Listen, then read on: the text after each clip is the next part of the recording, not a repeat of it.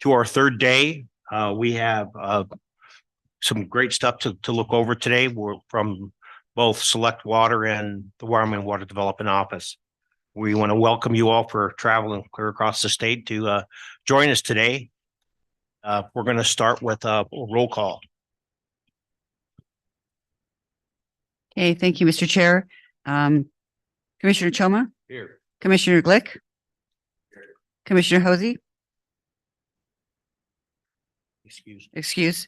Commissioner Cott? Here. Commissioner Lawson? Here. Commissioner Pence? Here. Commissioner Suker? Excused. Commissioner Craig? Excused. Vice Chair Anselmi Dalton, present, and Chairman Kaylee? Here. Mr. Chairman, we have a quorum. Thank you.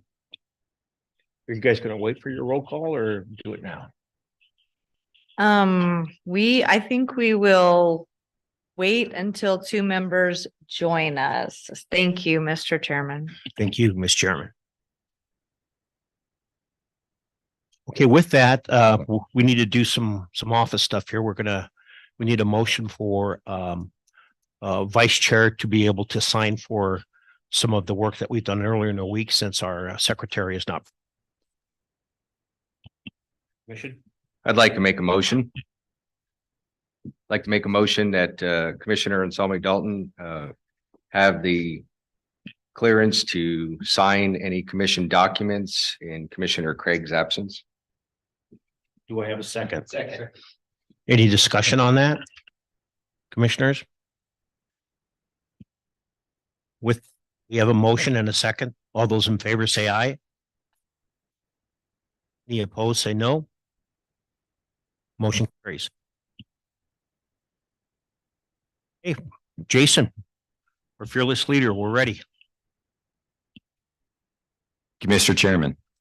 So just for the sponsors in the room, I know folks weren't here yesterday. So as you hear your project called, head on up, see if there's any questions. I'll explain the project briefly, and then some of the commissioners and Select Water Committee members might have questions for you. So you just come up to the podium here. There's a button on the microphone. You push it, it'll turn green. And then when you're done, you can shut it off. Hopefully everybody agenda. So if you see your project coming up, I'll start talking about it. Just head on up. So, okay. All right. So today. Excuse me, Speaker. Mr. Chairman, thank you. Jason, I don't know if you have it available, but when you tell us about these, can you kind of tell us how many people it serves, just so we have a sense of how big the project is? I will, if I can, that might be a good question for the sponsors too. Okay, they can tell you that. Yeah. Okay. So maybe the sponsors, when they come up, if you could give me that information without me asking, that'd save a question. Thank you. Excellent suggestion. Thank you. Okay. So today we are talking about account 2. This is our rehabilitation program. And we're going to start with our level 3 construction projects. So in the recommendations notebook, we are on page 200.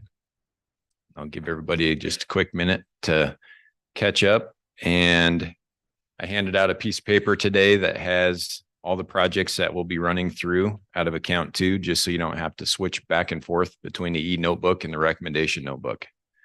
And we'll be going in order right through those. So, okay.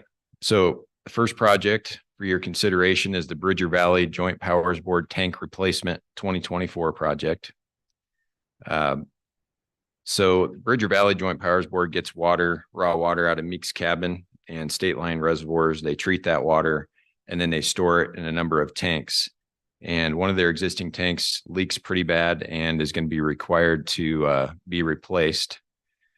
So this project is for design and construction of a 500,000 gallon tank. They don't need any easements. So it's ready to go pretty much.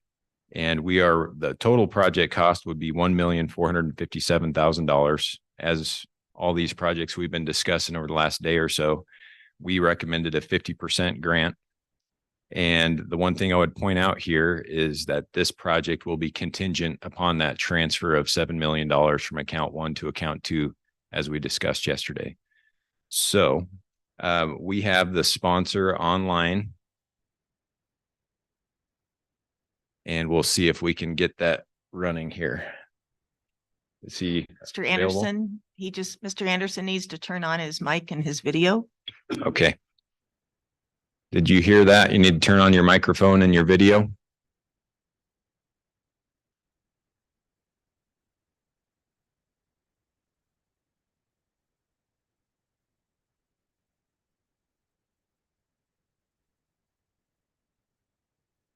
Can you hear me now? Yes, we can hear you now. Okay. Please introduce yourself and then how many people this would serve in your community. And then we'll open it up to questions for you. Okay. My name's Troy Anderson and I am the system manager for the Bridger Valley Joint Powers. I am here via Zoom because we thought the meeting was in Cheyenne, so I'm sitting in the Water Commission Development Office in Cheyenne. And I appreciate these guys helping me get on here Zoom. So anyways, we serve the communities of Mountain View and Lyman and Fort Bridger, which consists of about 6,000 people. We do this tank that we need to replace is in pretty dire straits. As right now, the tank has a poly liner inside of a steel tank, keeping it from leaking. And to kind of preserve the steel that's kind of left of the tank. And so we're asking the commission to look at our grant and some grant funding to replace this tank.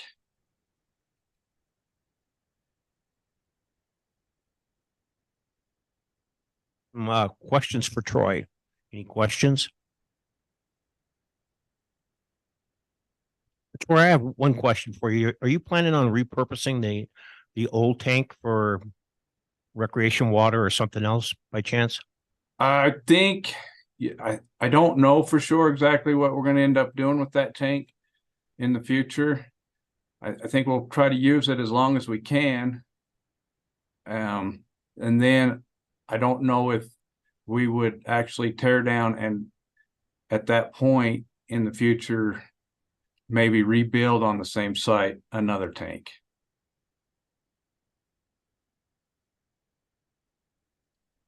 Commissioner. Chair, Troy, I was just curious, one of the comments it said that there were low water rates and compared to what they should be. And also, I think, did you tell us I think 643 taps it serves? Is that correct? It does. That's just what the Joint Powers has on their system is about 630 taps. But then we also wholesale water to both Mountain View and Lyman. And they've got, I think Lyman's got like 900 taps and Mountain View has about 650 taps.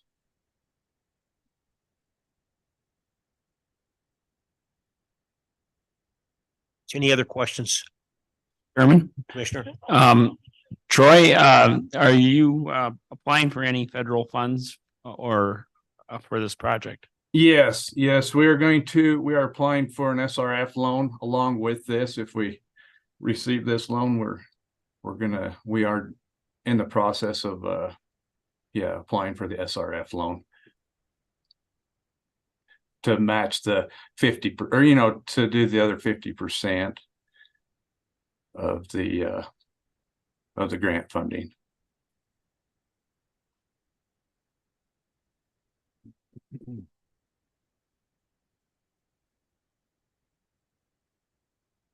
For Mr. Anderson.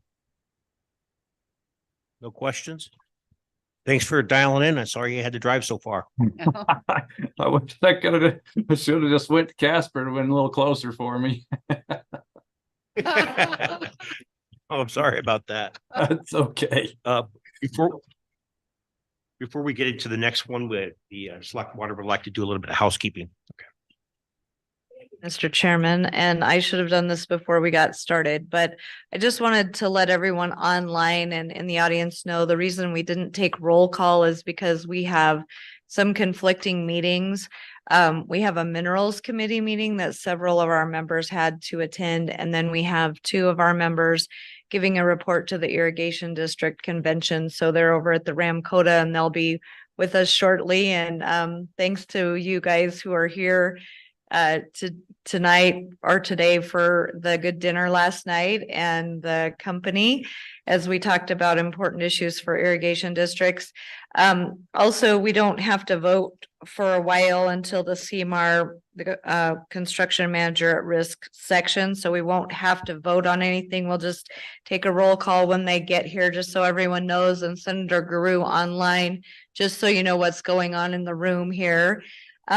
Also, Select Water, you have two documents on your desk. One is a list of the projects we're going through today, a paper list, and then also the list that we requested to begin contemplating what we might do with some of these projects that we're not able to fund in the original omnibus water bill through water development funding that we may want to wish to consider to put on the general fund. So if, does anyone have any questions on any of that?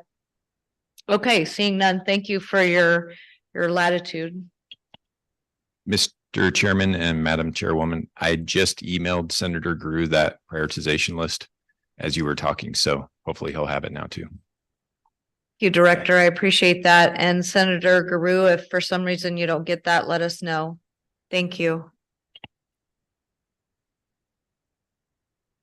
Chairman. Commissioner. I had one more question for Troy. If Oh, that's okay. okay. Troy, are you still online? I Mr. am. Anderson, Yes.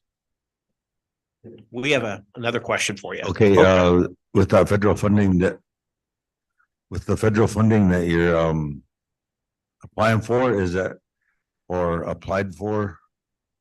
Is that funding already in place, or is that something that we have you'd have to wait for? I know the application and all that stuff is in place. I think it had to be in like September 1st or something like that. I can't remember. I know it's being applied for as soon as it, or if we get, if we get this grant funding, then I'm pretty sure the SRF will just go right through. Because we have done all the paperwork and all that as far as applying for that the 728,000. Sure.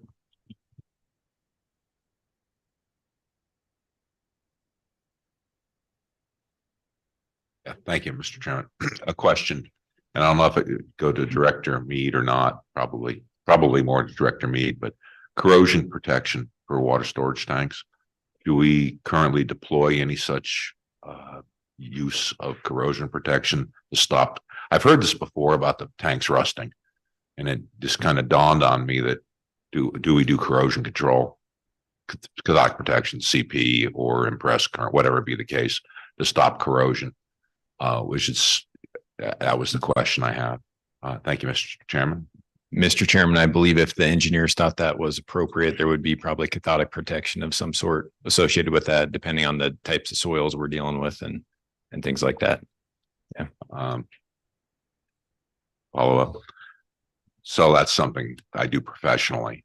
I will tell you it is appropriate if you want to stop corrosion. This is the nature of metals in itself to corrode. Yeah. I just wondered if we could possibly, just an open question is why don't we do it? Maybe that's, I realize you don't have the answer, and maybe the other engineers do, but I'm curious because it seems like we're spending a lot of money on tanks that are corroding, and there's absolutely no need for that to happen with a properly designed corrosion protection system. So I guess eventually, could you, help me with that? Yeah, Mr. Chairman, I would fully expect that would be part of every engineering design associated with something like this. So at least new tanks. I'm not sure about the ones we are replacing from years ago, but yes. So with that, we could move on to Dayton Water. Appreciate you, Troy. Troy. I apologize if there was any miscommunication on our end on you ending up in Cheyenne instead of Casper. So, okay, the next project on the next project on the list is the Dayton Water System Rehabilitation for the town of Dayton. The project proposes to rehabilitate the existing infiltration gallery. They get water out of the Tongue River, and then they also have a deep well for their domestic and raw water system. This project will update the SCADA that's associated with specifically with that infiltration gallery, and then replace a small section of transmission line. The project was a little bit, the request was for replacement of the entire SCADA system, but we only do that for the particular project. We consider a replacement of aging SCADA systems more of an operation and maintenance thing. So there were some different parts of the project requests that we considered ineligible. So the overall cost for the eligible components of the projects was $400,000, and our recommended grant is for 50%. And the sponsor wants to introduce himself and answer any questions. Thank you, Chairman. My name is Clifford Reed. I am the Dayton mayor. Yeah, push the button. January. Oh, I'm sorry. There you go. I'm Clifford Reed from the town of Dayton, the Dayton mayor. This is Dave Ingles, our engineering associate representative. And if I can't answer any questions, hopefully I know he can. So in regards to this project we have, we're dealing with the filtration tank is about 52 years old, 52. When I first seen it, when I was on the council several years ago, I'm thinking I could throw a cat through this tank. I mean, the rust it's scary when you look at it to me. And that's the major component of this project. We're looking at it's in dire straits.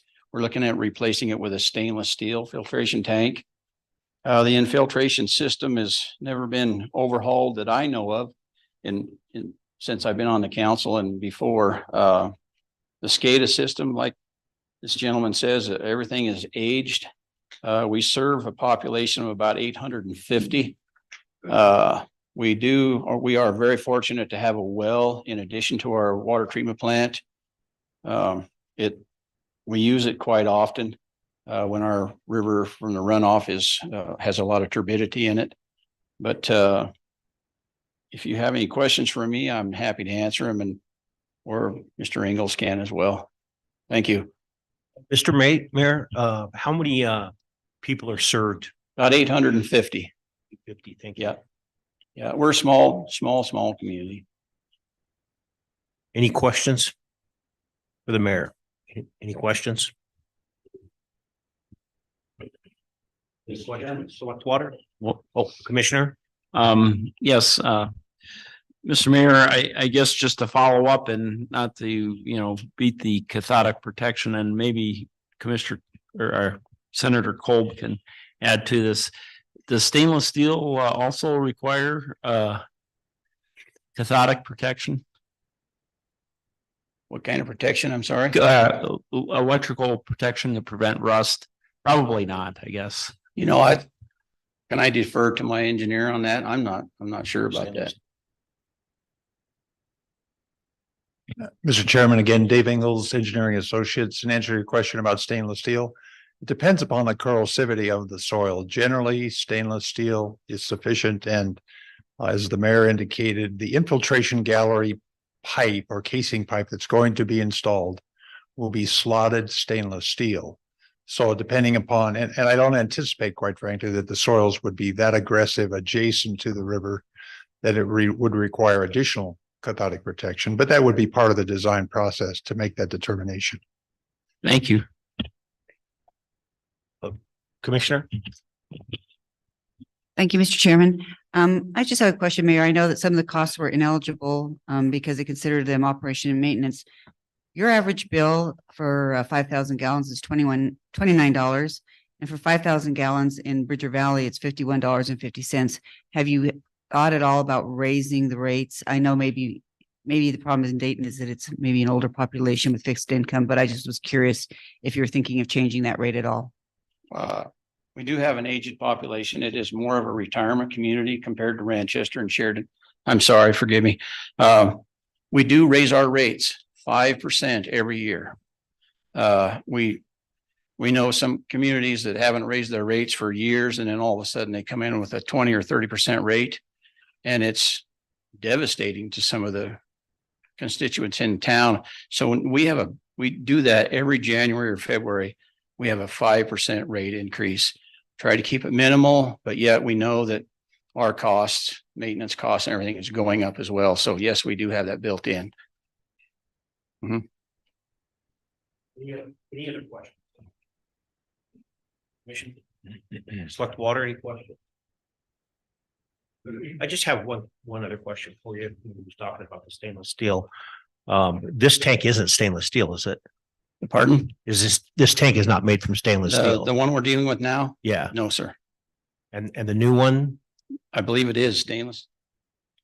Oh. Mr. Chairman, Dave Ingles. There are really a couple of components to this project. One deals with a filter tank that's located in the water treatment plant itself, which is not eligible for Water Development Commission funding. So as a side note, the town does have capital facilities tax monies and is applying for SRF monies to take care of the filtration tank associated with the water treatment plant. That tank will not be stainless steel, but the infiltration gallery pipe, which will be slotted casing, will be stainless steel. Thank you. Thanks for clearing that up for me. That was my misunderstanding with it. I know the pipe was, but I thought the tank was too, but it's not. Sorry. Great. Thank you. Any other questions? Okay, thanks for coming in. Thank you very Appreciate much. it. Appreciate your time very much. Thank you. Okay, thank you, Mr. Chairman. The next project is the Deaver Irrigation District Laterals Project. It's on page 218 of the recommendation sheet. This project will replace two portions of laterals that are aged and failing for the district. And this is 100% materials only grant. So this is one of two of these that we have this year. And for the new members, what this is that we pay for 100% of the materials, in this case, up to a certain amount.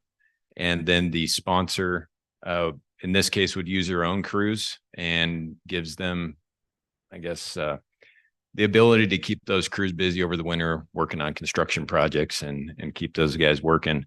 And so they take care of the cost for engineering and construction and all that stuff. So that's their contribution to the project.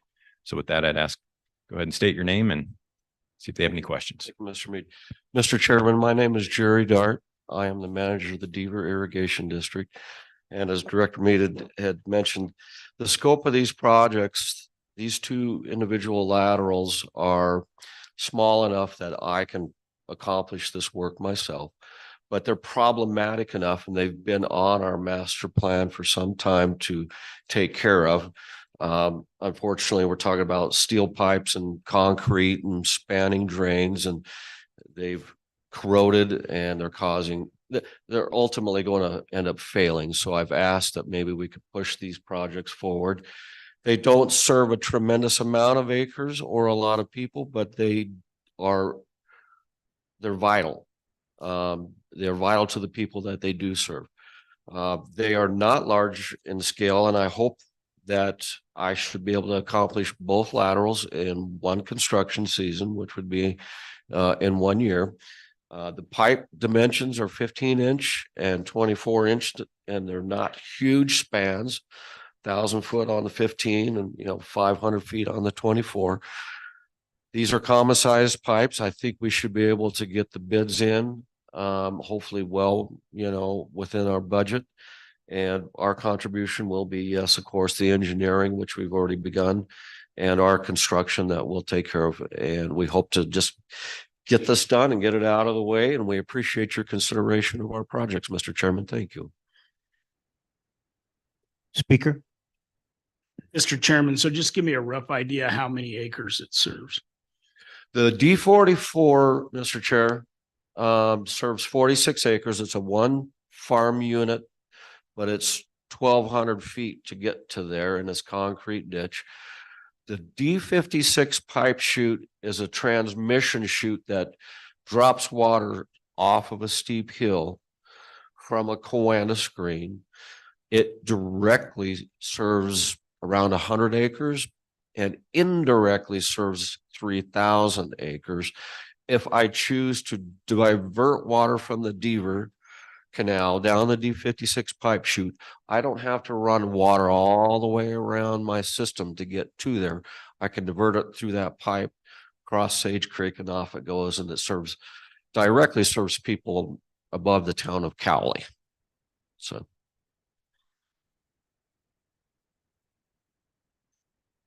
Thank you. This is actually a commission, one for the director.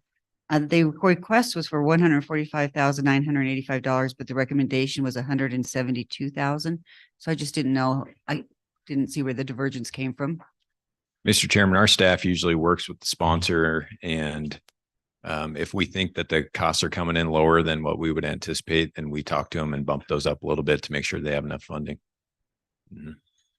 Thank you. Any other questions? Commissioners? Select water? Nope. Thank you, sir, for coming in. We Yeah, thank appreciate you, it. Mr. Chairman. Thank you, Commissioner. Okay, Mr. Project is the Dry Creek Irrigation District Phase 5. It's on page 226. So again, this is a couple of laterals that are aged and we're trying to replace them. Dry Creek's been going through quite a few different phases to put these or to replace these pipes. This one in particular is 2 different laterals, like I mentioned, and to be about a little over 2.5 or 2 miles of pipe. Overall project cost of $1.554 million. Our recommendation is for a 50% grant, an amount of $777,000.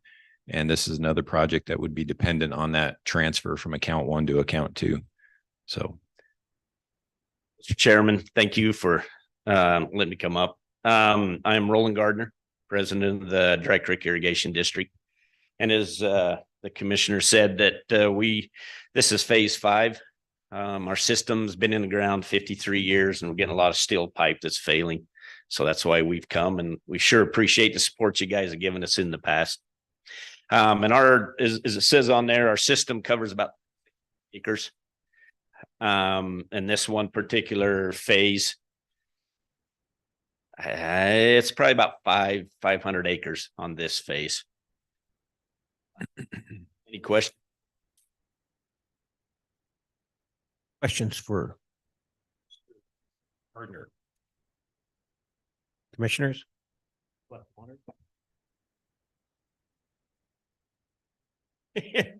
You're losing them quick. Yes. Okay, no questions, it looks like. Oh, Commissioner. Mr. Chairman, just one question. So this is phase 5. When was this part of a level 1 study or a Yes. master plan? And Yep. so just how long have you been in that master planning process? I mean, and How long have we been going? implementing it? It's Yeah. been about 7 years. Okay.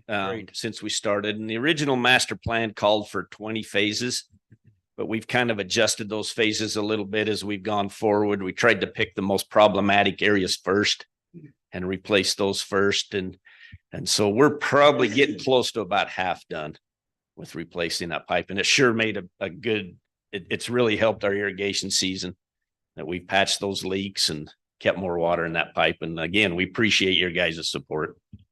Thank you. Thank you very much for coming down. Any other questions? Senator. Chairman, just a general question about your match money. Okay. How do you generate that? I mean, where did the funds come from? Could you help me with that, please? Thank you, Mr. Chairman. The previous phases we was able to get from the NRCS some EQIP money. Total for this whole project, about 700,000 from EQIP. For phase 4, the previous phase, they rejected that. We didn't get that. We also significantly increased our assessment rates when we started this process. We went from collecting about 40,000 a year to right now we're about 138,000 a year is what we collect in our assessments. So for this phase, we have turned in an application for WaterSmart, And we're also going to turn in an application again for the equip through the NRCS. And we've also turned in an application through the NRCS for their watershed improvement program, which in that case, they will give us a big chunk of money, which will fund up to 75% of our costs. And then that way we can come to you guys for way less than what we've been asking for. So we're working on these other avenues and other funding sources to acquire this. And it was fortunate for us, those first 3 phases we're able to do without any loans, that we've been able to cash those with the NRCS money and with our own funds that we've collected.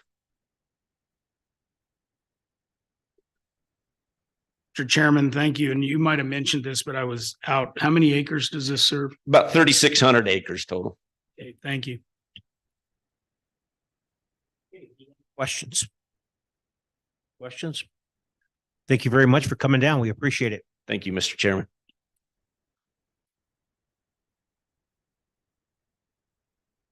Our next project is the Hanover Irrigation District Bighorn River Flume Replacement. This is on page 234. It's for the Hanover Irrigation District. They've got a flume that crosses the Bighorn River, and it's about 100 years old. It's part of a bridge that crosses a river. And this project will replace that flume with a downstream pipeline and then resurface or replace the surfacing on that bridge for construction access and maintenance access. There's also a check structure just above the flume that checks the water up into, I believe it's the Bluff Canal. And that'll be replaced too. So the overall project costs $3 million. Our recommendation is for a 50% grant, the amount of 1.5 million. And this is also contingent upon that transfer from account 1 to account 2. Mr. Chair, I appreciate you guys taking the time to consider this project. My name is Steven Snyder. I'm the president of the Hanover Irrigation District.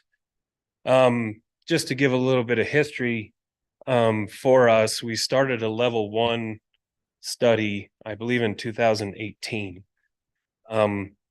That master plan set out some goals for us, and one of the top goals was this structure. Like we said, it's over 100 years old. It's aging. It's in poor condition. This structure supplies water for about 13 to 14,000 acres for our irrigation district.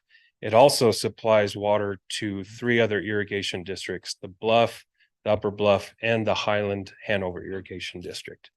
So if this structure were to fail, it would shut down not only ours, but their 3 canals as well. And they're, those 4 canals plus 2 others are the only canals in the Worland area that supply all the irrigation water. Going back a little bit, when we did the level 1, we then turned and did a level 2 study on this structure to get a little bit more in-depth information about this replacement. The size and the scope of doing this for our board was a little daunting. So we decided to tackle one of the other top 5 projects, and I believe we did that in 20 with your guys' help. We had raised our assessments to help do that project. It's a large check structure. It's about a half a mile from our headquarters where we divert out of the Bighorn River. It has an automatic spillway and regulates the levels in the canal. Through raising our assessments and a Water Smart grant and your guys' funding, we've paid for that project in full, and we now feel comfortable with hopefully tackling this large project. So we're asking for 50% grant. We've also applied through the NRCS, and I believe it's the Watershed Flood and Protection Grant. And then we are still waiting through Water Smart. We've been in conversation with them about which specific grant they would like us to apply for. And it was supposed to come out in September, but they keep bumping it back, and they were hoping to have it middle of this month so that we can apply for that. The NRCS funding, we believe we will know if we have that or not come springtime, and the same as the NRCS funding and Water Smart both for those. As far as acres, we serve about 13 to 14,000. I believe I said that. Landowners is about 520 landowners on our irrigation district. So, you know, this project is very important because it doesn't just shut off water to the irrigation farms, but the farms in our community really support our community. You know, we have a sugar company in that town. A lot of jobs depend on this irrigation water for our town. So anyway, any other questions, Mr. Chair? Great project, Mr. Snyder. Questions, Commissioner, for Mr. Snyder? Questions? Commissioner? Yes, I see that, we're not recommending all the funding you requested. So with all these grants that you're going after, you should be able to make up what we're not going to give you or potentially not give you. Sure. And that's correct. Okay, thank you. As a question? Mr. Chairman, thank you. Sorry about that. So my question is, you said that it not only served your district, but other districts, and are they pitching in to help pay for it as well? And how are you doing all that? Mr. Chair, I appreciate the question. So we have a O&M agreement with the other canal districts. So our costs are split out every year. And then according to this O&M agreement, any costs associated with that canal district is split out proportion wise to the water that's served to all the different canal districts. Any additional questions? Nope. Thank you very much for coming down. We appreciate it.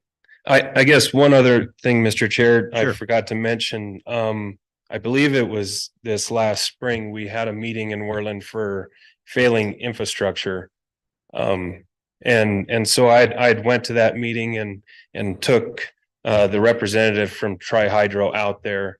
And we looked at this project and we were far enough along in the process that, I think that might be a little too late for us, but he just made the comment that after looking at our structure, he goes, man, this is exactly what we're trying to address, these structures in the state, because he said, we could see the stamp of the date on this structure and the concrete pillars in the middle of the river. And he said, this is something that we need to address. And so anyway, just thought I'd share that. We appreciate that. Thank you. Question, Mrs. Chair?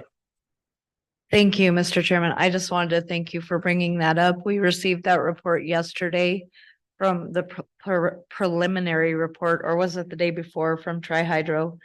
And so we appreciate that you're trying to take care of those facilities now and do what you can before they fail and it becomes an emergency situation. So thank you for that.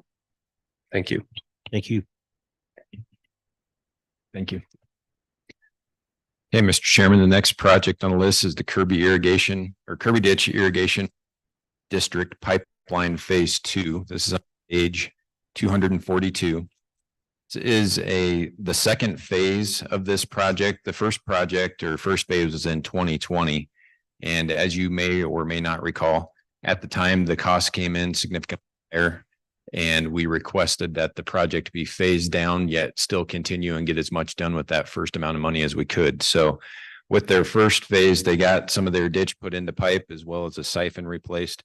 And this second phase would be for some additional ditch into pipe as well as an intake structure. The overall cost is $3,765,000. And our recommendation is for a 50% grant in the amount of $1,882,500. They're looking to go to construction, I believe, this winter. And this project also contingent upon that transfer from account 1 to account 2. Good morning, Mr. Chairman. Chip Axtell from the Kirby Ditch Irrigation District. So we're asking for more money to finish this project. We go to construction next week.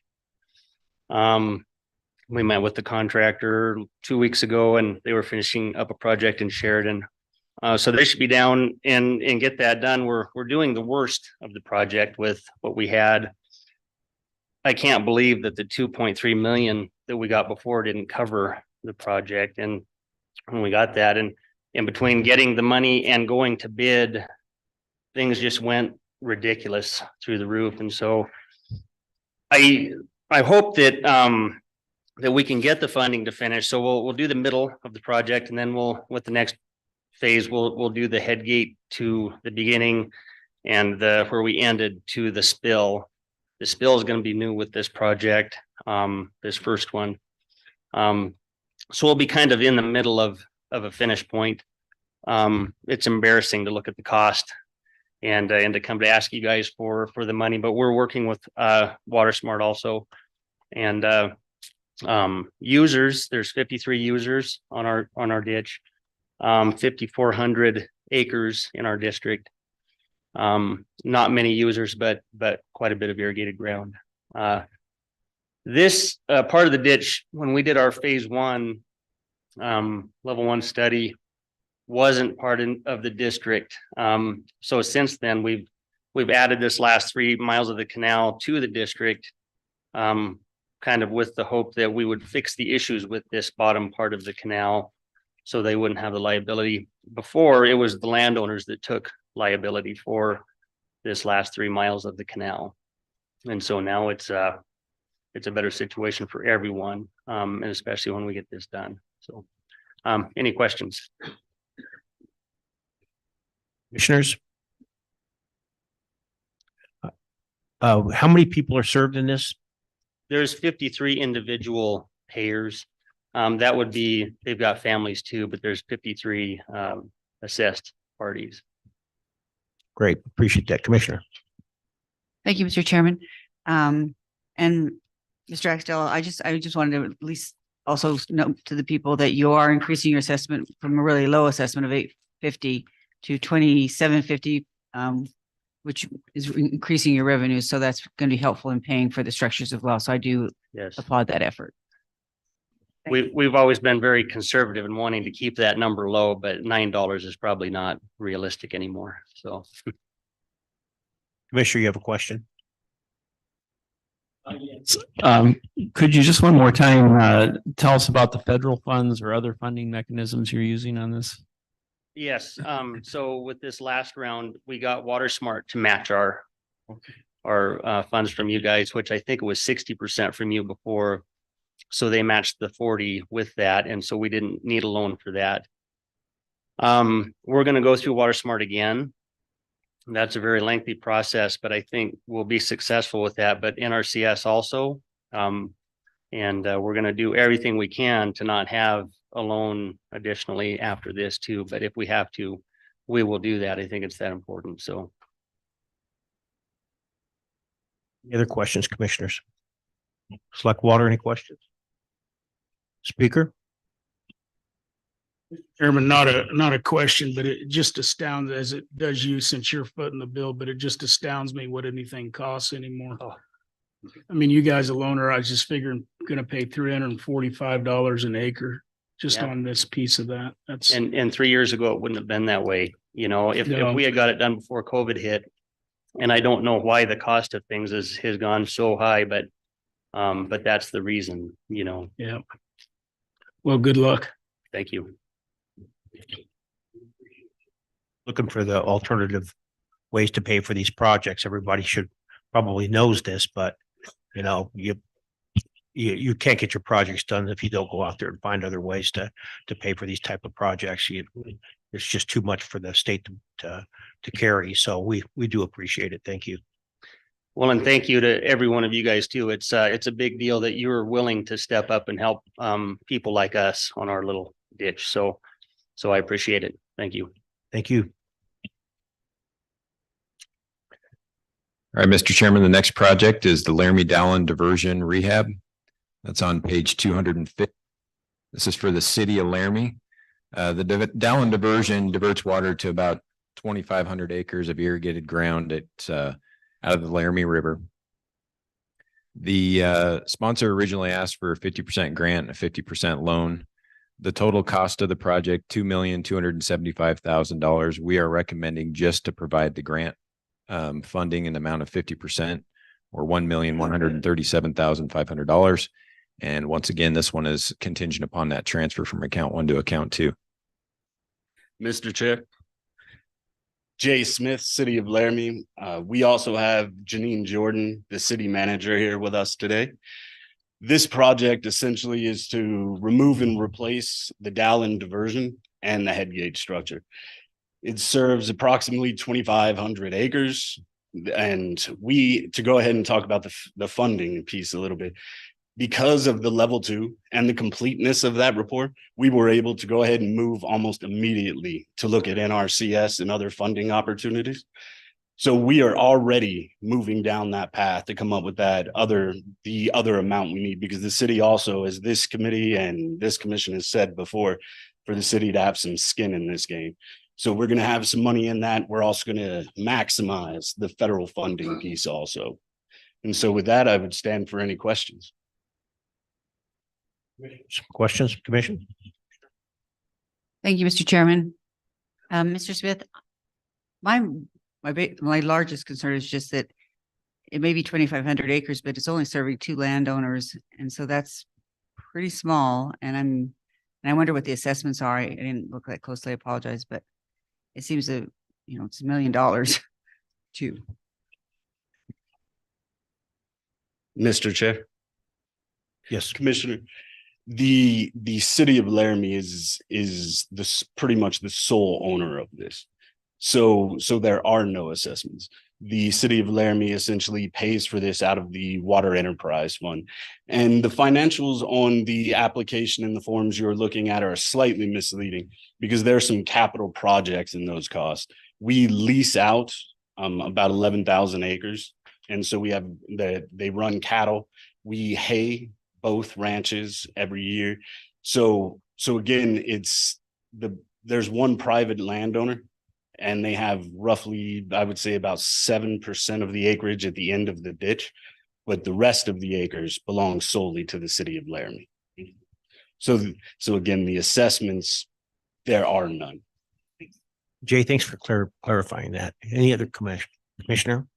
Yes, Jay, just a question as, so this acreage is owned by the city of Laramie. What was the purpose? When did they acquire this? Just a little bit of background on the city of Laramie acquiring this, just as general information. Mr. Chair. So in 1981, the city of Laramie purchased the Monolith Ranch, which is roughly 11,000 acres, with the idea that the city would grow and they would need more municipal water. Well, as everyone on this committee and the commission know, growth rates are pretty difficult to get down and get those exact. So the thought was, in 20 years, we'll need this. Well, 20 years later, it turned out the city had not grown to what the rates had said. So, and it's obviously growing, the city of Laramie is. But at this point, the last growth plan said we are 40 to 50 years away from needing any amount of water transferred from agricultural use to municipal use. So that was the first ranch in 1981.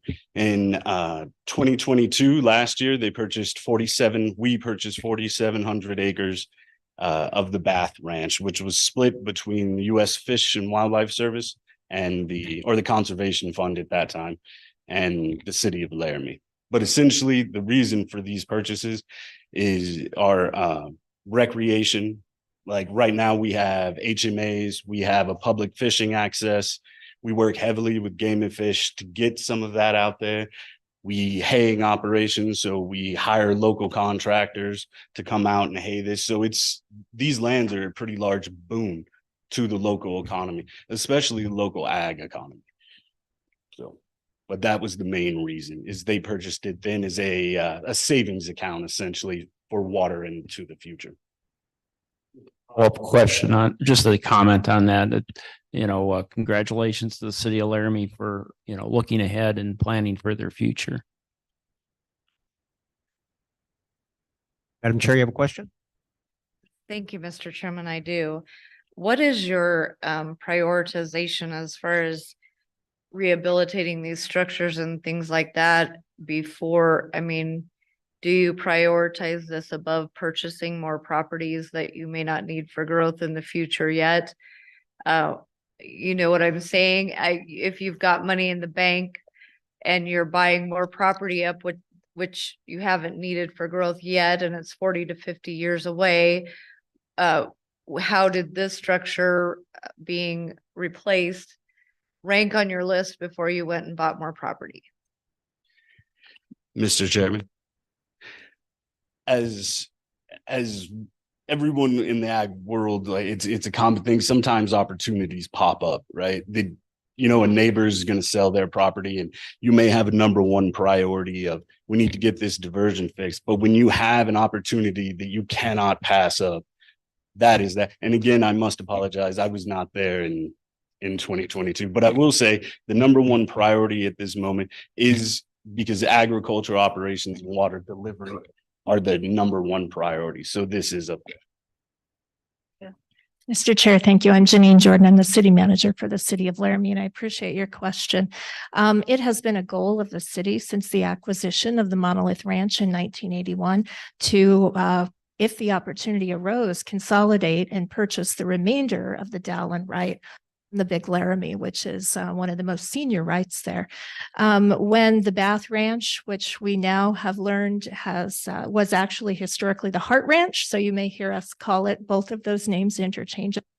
When that property came up for sale in 2021, the city learned that we actually had a first right to purchase that was historical, secured, forgive me for not remembering the year, but I think written onto the deed in the 40s or 50s. So somebody in Laramie was very forward thinking. And fortunately, we were able to secure that purchase, but I would say that that was a goal that the city had had since 1981 to consolidate the right.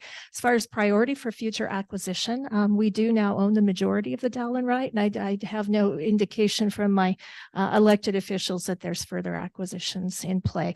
I would echo, though, what Mr. Smith said. That would also mean that I don't think the city would turn down an opportunity if it came our way, similar to the Bath Hart Ranch opportunity a few years ago. Does that answer your question?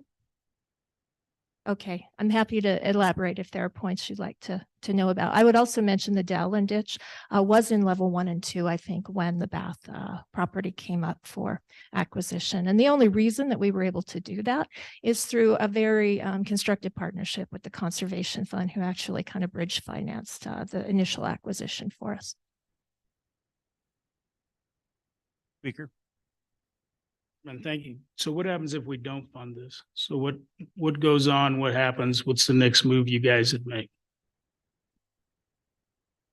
Mr. Chairman, as I've been told over and over by the city manager and the elected officials in the city council, Laramie's scrappy, and we will figure out the best that we can. But without this funding, it becomes incredibly difficult. It also puts some federal funding that on Monday, I have a meeting with the NRCS. They're coming out to begin the EQIP cultural survey. It puts that money that we've spent roughly 6 months working on, puts that in jeopardy, and other funding partners. To go into the level 2 in the federal funding piece, I would like to thank the office staff and also the consultant on that, because they did an exceptional job of laying out a plan on how to get the funding for this. So we were able to begin searching funding for a level 3 before we even move forward with this application. And while the city will do everything we can to get this project done, because it's that important. And if you've had a chance to take a look at those pictures, those gates, that's in high water, it's a foot over the top. And so we have a staff member who walks out across that, turning gates and high water rolling over that. So not only is this critically important for water delivery, it's critically important for staff and for safety. So in general, to answer your question, we will do everything we can to do it, but it would put some federal funding at risk. Thank you, Mr. Chairman. Just a question about annexation. On these lands, where this irrigated area we're talking about, has the city of Laramie annexed these properties? Mr. Chairman? No, sir.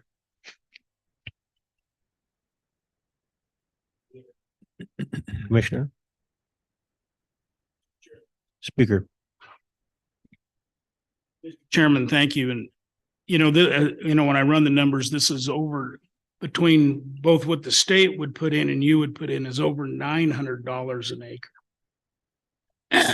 On going to a town that's, I guess, producing some ag use out of it.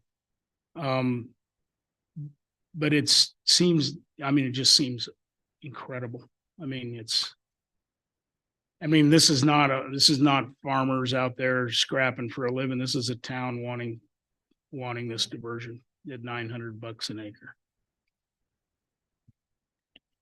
Mr. Chair. I agree, but costs are, as we hear consistently, costs are outrageous at this point in time. They just are. And as you said, the farmer out there is dealing with the same thing.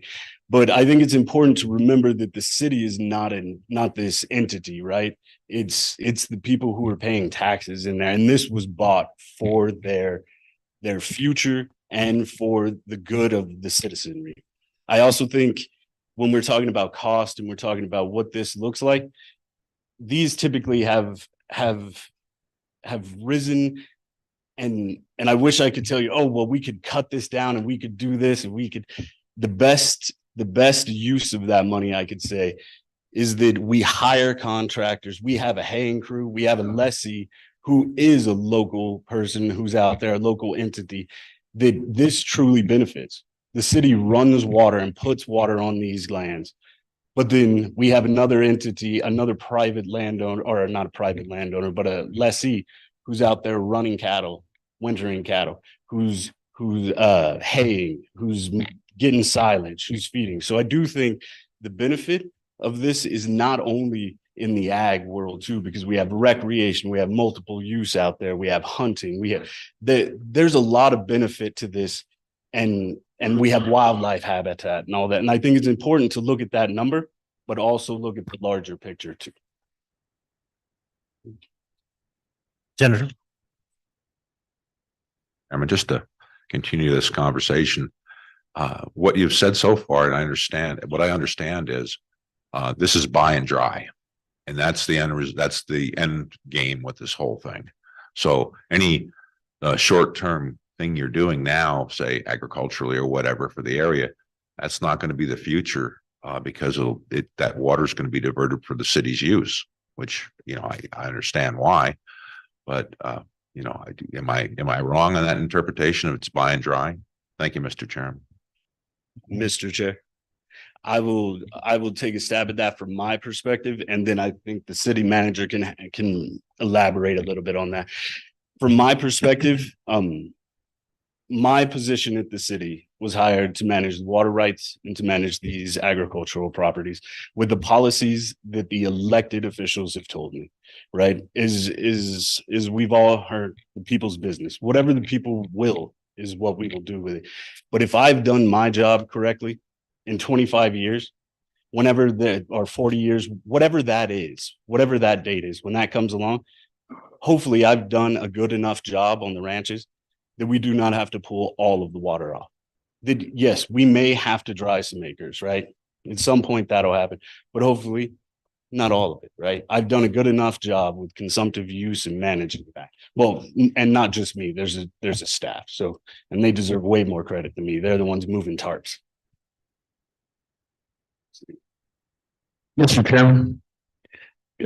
I'm sorry. A question for either of you, I guess, is how is this property integrated within your not your level 1 to study necessarily, but your city plan? And I mean, is that property within your plan? And I guess another thing is, is this a growth area for your city? I mean, you see the city growing into this area, and then what is the population of the city of Laramie right now? Thank you. Thank you. Through you, Mr. Chair. In answer to that question, the population of the city after a very poorly done 2020 census in the midst of a pandemic that undercounted university communities universally across the United States is 34,000. It's important to know that Laramie's water system serves 90 to 95% of the entire population of Albany County. We serve 3 outlying rural irrigation districts as extraterritorial users. And of course, as you know, Albany County's population is largely centered around the city of Laramie. So we are serving the county, frankly, with municipal drinking water. To your question on this issue, remind me if you would. You know, how does this property fit within your city plan, and what is the plan for this property, and looking ahead, and again, you answered the population question. Thank you. I appreciate the reminder, and I'm sorry I lost track of your question. There is no plans for annexation or growth in this area. It is not contiguous to the city of Laramie. As you know, under state law, we can annex non-contiguous properties that are owned by the municipality, but we have no intention to do so in the foreseeable future. The intention of the elected officials is to keep the property as agricultural for time being. I wanted to address one thing with respect to a future transfer, and Mr. Smith has indicated that if we consumptively use to our maximum capacity, it's important that we do that. But remember, at such time as a transfer would occur in the future, whether that be 20 years or 40 or 50, my understanding from my water attorneys is that the transfer of ag to municipal is 50%. So there's still water in the system potentially down the road. That's how we've always viewed it. So to the use and dry, you know, I don't know that that's the intention of our elected officials, or that serves the interests of the Laramie Valley to dry up these lands in their entirety. And I will say, with respect to our growth projections, Laramie's grown pretty steadily at about 1 to 2% per year for the last 22 years. Should we see a population boom similar to what we're seeing in other parts of Southeast Wyoming, it could be 15 to 20 years. But the consumptive use of this water and the need of the diversion to effectively use this water and substantiate a future transfer is very important. If I could, one more thing, Mr. Chair, about our population. It is commonly known, and I'm a Wyoming native, of course, so I grew up with this myth in mind that Laramie's population has a low median income because students don't work. And so consequently, economics show us as a poorer community on the individual level of one human. But recently we did commission some work, and I want to share with you that Laramie remains one of the lowest area median income counties in the state. In fact, the lowest, lower than the tribal communities. And when we throw the students out of that data and we look at only 25 and up working population, that number holds true. So I mention that only to say we serve the majority of the county that has a very low AMI and a lot of working poor individuals. And if we don't have assistance through grants for projects that we need to affect in our water system, frankly, we are, as Mr. Smith said, passing those on to ratepayers that have a real struggle to bear the burden of those costs. We have been very competitive in raising our rates. We're funding $7 to $12 million a year on average of capital investment because frankly, the community neglected that system in the 90s, and we've done a lot of catch up in the last 15 years. So thank you. I appreciate your consideration and your latitude, Mr. Chair. Commissioners? Select water? Okay, thanks for coming. We appreciate it. Okay, Mr. Chairman, the next project is level bench lateral. We are now on page 258. So this is for the level irrigation district. They divert water out of the Shoshone River, and they've been working on the bench lateral, trying to convert that into a pipe for a number of years now. This is, I believe, the 5th phase of that. And it would be converting about a mile of pipe or a mile of ditch to pipe. This is also 100% materials only grant, and the grant would be $448,000. And this project also is dependent on that transfer from account 1 to account 2. Go ahead, Mr. Bridges. Mr. Chairman, I'm William Bridges from Prior Mountain Engineering, representing Level Irrigation District today. This is the 5th phase of the bench lateral. that they've been working on for about the last 13, 14 years to complete. This will complete that lateral entirely and take it completely enclosed in pipe from the canal on to the end. It's the last 5,300 feet. It is, of course, coming out of the canal. It's the largest pipe size that we've had to use on the bench lateral to be able to feed that. This bench lateral serves about 2,900 acres in the district out of a total of about 10,000. So roughly a third of the district is fed from this bench lateral. I don't know the number of people or landowners in this section. Total in the district's about 270 landowners. We appreciate your consideration for this project so we can finish this bench lateral. I'll take any questions that you might have. Commissioner.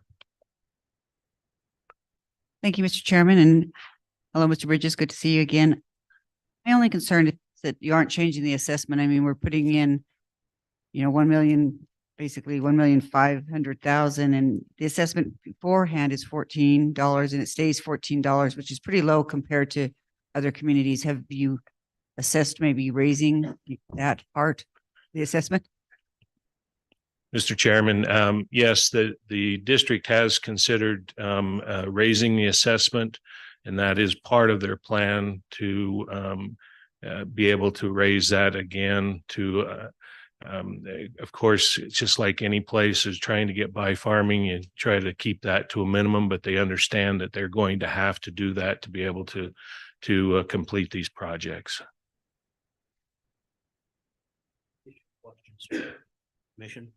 Commissioners?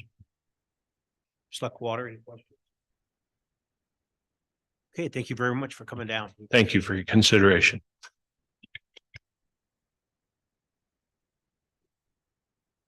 Mr. Chairman, thank you. And Director Mead, remind me how you guys evaluate these for like value engineering. And when you look at a project,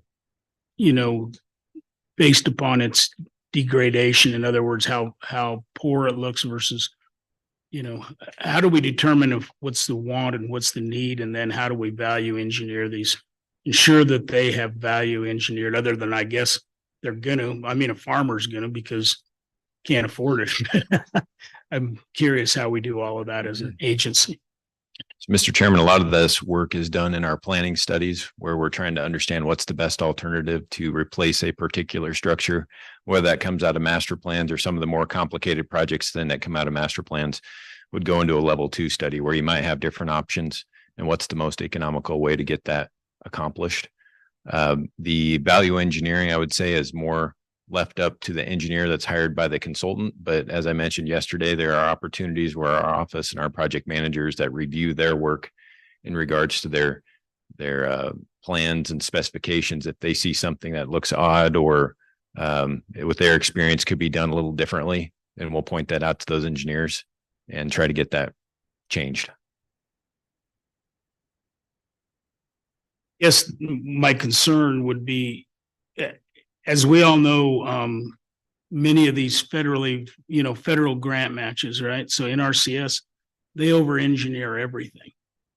And so my question is are the feds somehow coming in the back door and actually driving up the cost of these because on the backside, these guys need grants out of NRCS or whoever, and the engineering is too high, is more engineering than is ever needed on a project. So I just want to make sure that the tail's not wagging the dog here.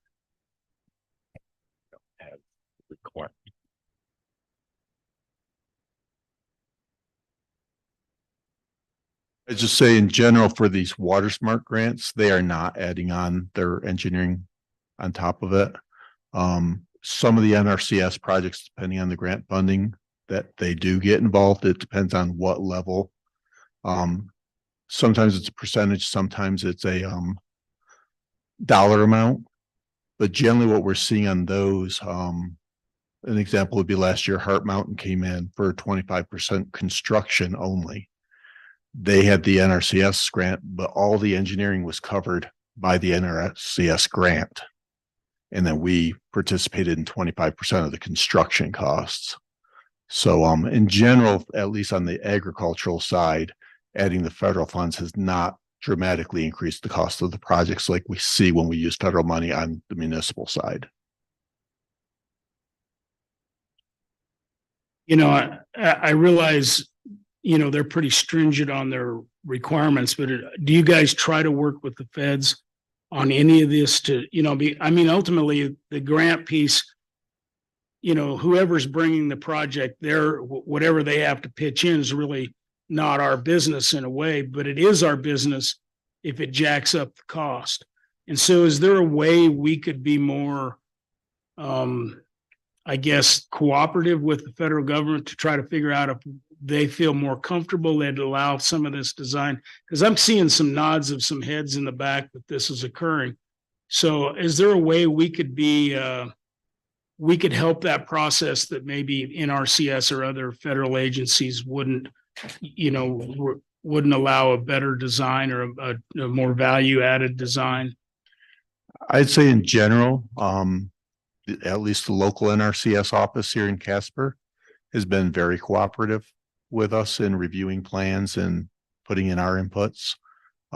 They've considered them and been very good to work with, I believe. So I would say they try to work with us and we try to work with them as best we can. Obviously, they have certain requirements they have to follow, but I believe they've been pretty cooperative to work with us and take suggestions and look at them and not just, you know, push us off that we're the state. So like I say, on the ag side, I think it's been very effective. And also a lot of these ag grants do not add in the Buy American requirements that we see with a lot of municipal projects. So we're not seeing that inflation, although I'd love to buy American products most of the time. Sometimes there's very limited selection and those costs can be driven up dramatically.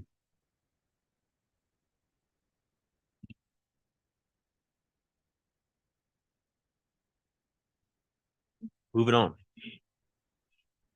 Mr. Chairman, the next project is the Ranchester transmission line. I believe, yes. We're on page 265. I may just hand this one over to the sponsor to explain kind of how your system's set up to where you divert out of the river. You have a dedicated line that runs up to through the treatment plant up to the tank, but then that same line's used to run water back to the distribution, water quality, kind of some issues you're dealing with. So sorry to put you on the spot, but. Mr. Chair, Jeff Rosenland with Dowell. And we also have the town, I believe the town is zoomed in. There's Mayor Peter Clark and the town engineer, Will Newbold. But as the director was saying, the town of Ranchester takes water out of the Tongue River, treats it, pumps it up to a tank on the hill. And one of the issues, probably the main issue with this line, and seems like the theme of the day, is corrosion. And this line is failing, and so they want to replace it. But and they have secured $2.5 million ARPA funding for this. We are in about month 7 of a master plan level 1 study. And as part of this, the initial work in the study, we identified that it would be a benefit to run a line to the tank and a line away from the tank for water quality reasons. And that it would be a benefit since they're replacing this line to do that other line at the same time. So we've also applied for this level 3 funding, increase the size of the project above what the ARPA grant supplies. So that's a little background, and I'm here to answer technical questions or more detail, and the town's also on the line. Mr. Chairman, I may add that the original request was for design and construction, and we are only recommending the pre-construction dollars at this time for reasons we've talked about previously. They need to have some private easements and a railroad crossing that they'll need to bore under. But they do have the ARPA funding. And we think this is one of those projects that Select Water Committee might want to consider for some general funds if that might be available to keep that ARPA funding moving. I would ask if there's any questions of the engineer or the sponsor who's online, and maybe the folks online could introduce themselves real quick. I'm Peter Clark. I'm the mayor of Manchester, and this is Will Newbold with our town engineer.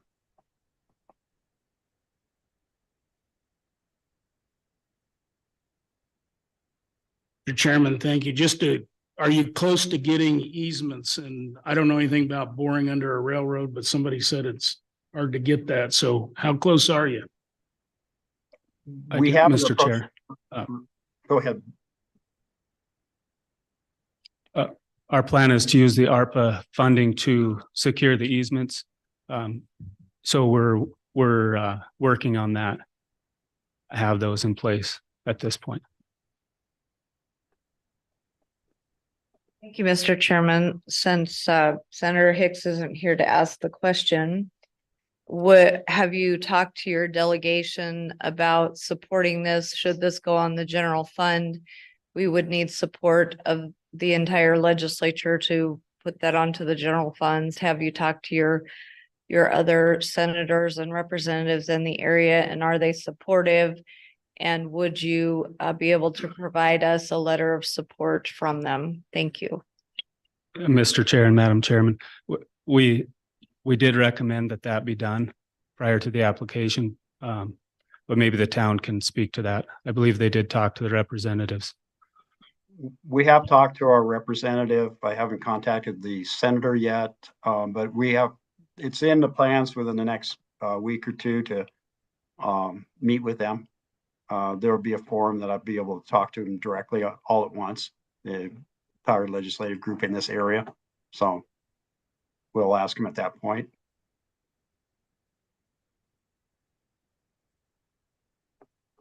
Sure. Thank you.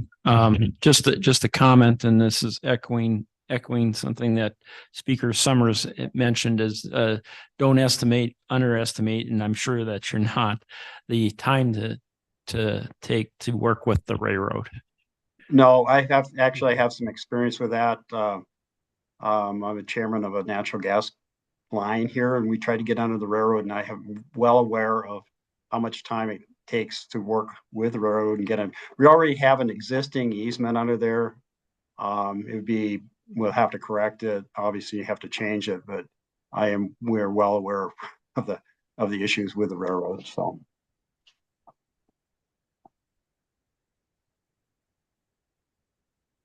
Questions for Mayor Clark or Mr. Newbold or Mr. Roseland? Questions? Thank you for coming down. We appreciate it. Thank you. Thank you very much for your help. Appreciate it.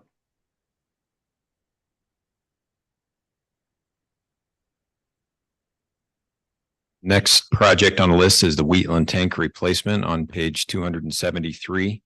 This is for the town of Wheatland. They have 3 standpipe tanks that they use to store water in. And they originally requested a 67% grant to replace one of their 1 million gallon tanks with a 500,000 gallon tank. It's had chronic leaking issues. They do have some ARPA funds, and they've been using those funds to start the design process. They don't need to get easements or anything. This is on town property. So we're suggesting construction dollars in the form of a 50% grant of $2,685,500. And I would ask you guys to come up and introduce yourselves.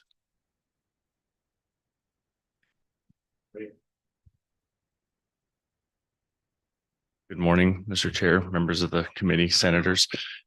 And I'm Ray Catalier. I'm the engineer on the project. And with me is Rick Keck. He's the water and sewer supervisor for the town of Wheatland. We're chasing this funding because this tank is a bolted steel tank, and the leakage when we started a level 1 study for the Water Development Commission in 2020 was it had some pretty good leaks going on. And then as we've evaluated over the years, those leaks have increased to the tune of 500%. We've created a packet with some updated pictures. Mr. Chair, I don't know if you're interested in seeing any of these. We don't have to hand these out. But some comparison pictures from 20 to 2023, including some what we've affectionately referred to as icebergs that grow on the side of the tank in the wintertime. One of the icebergs you can see there has actually completely destroyed the access ladder on the side of the tank. Then earlier this winter, we've had another iceberg growing on the side of the tank that's going to continue to cause damage to the tank. And I think Mr. Keck has some additional information. I also brought some show. We have a thumb drive with some videos that show the leaks shooting out of the tank. It's pretty impressive if you're ever down in the area. The town doesn't need a splash pad anymore because we have this tank.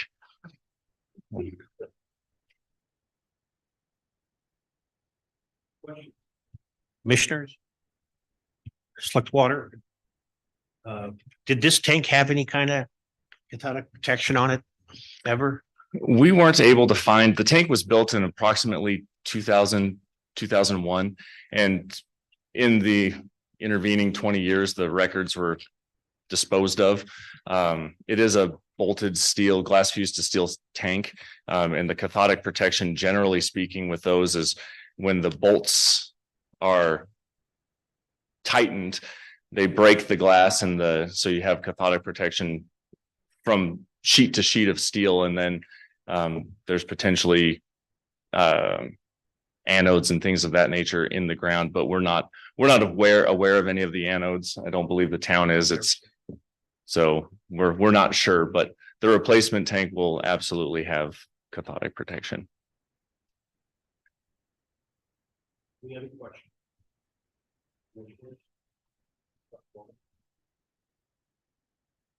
Thank you very much for coming in. All right. Thank you. Mr. Chairman, that brings us to the end of the account 2 level 3 projects, and would ask for your consideration of those projects as a block potentially. Have any of these projects pulled from that block? No? Okay, moving forward, do I have a motion? Mr. Chairman, I'd like to make a motion to move these level 3 projects to the next level. Motion and a second. Any additional discussion? No discussion? All those in favor say aye. Aye. Any opposed say no. Motion carries. Back to you, Jason. Mr. Chairman, how's everybody doing? Anybody need a break? Keep moving, break. Okay. Break. Okay.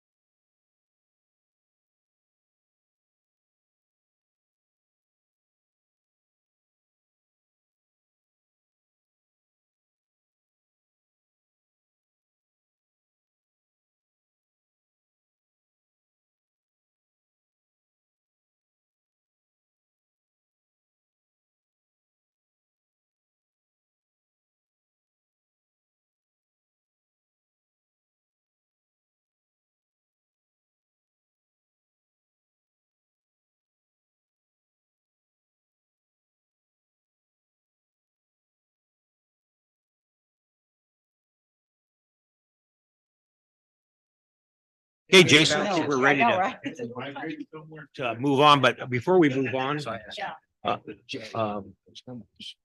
Ms. Chair would like to probably have some things that she'd like to do.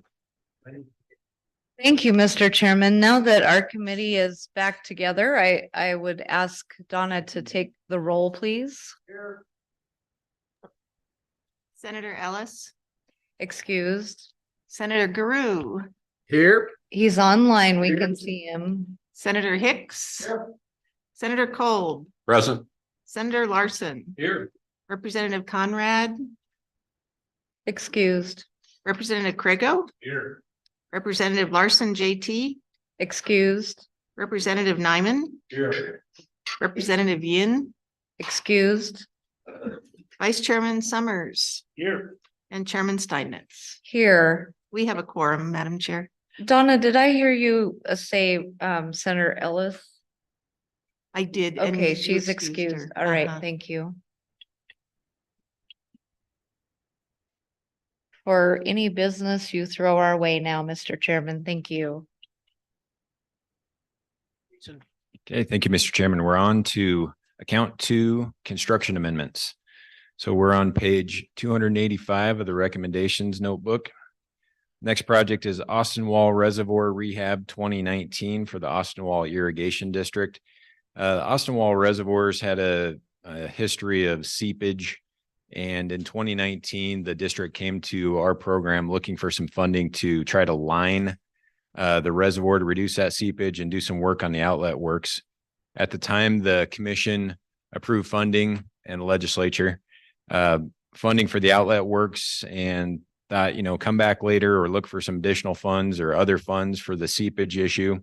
And the district took that to heart. They've gone out and looked for other funds, which has held up the project a little bit, but I think they do have federal funding now that can help them with the seepage as well as possibly some of the costs of the outlet works. So with that, do we have anybody here from Austin Wall? Are they online? No. Let's see. Don't know that we have anybody.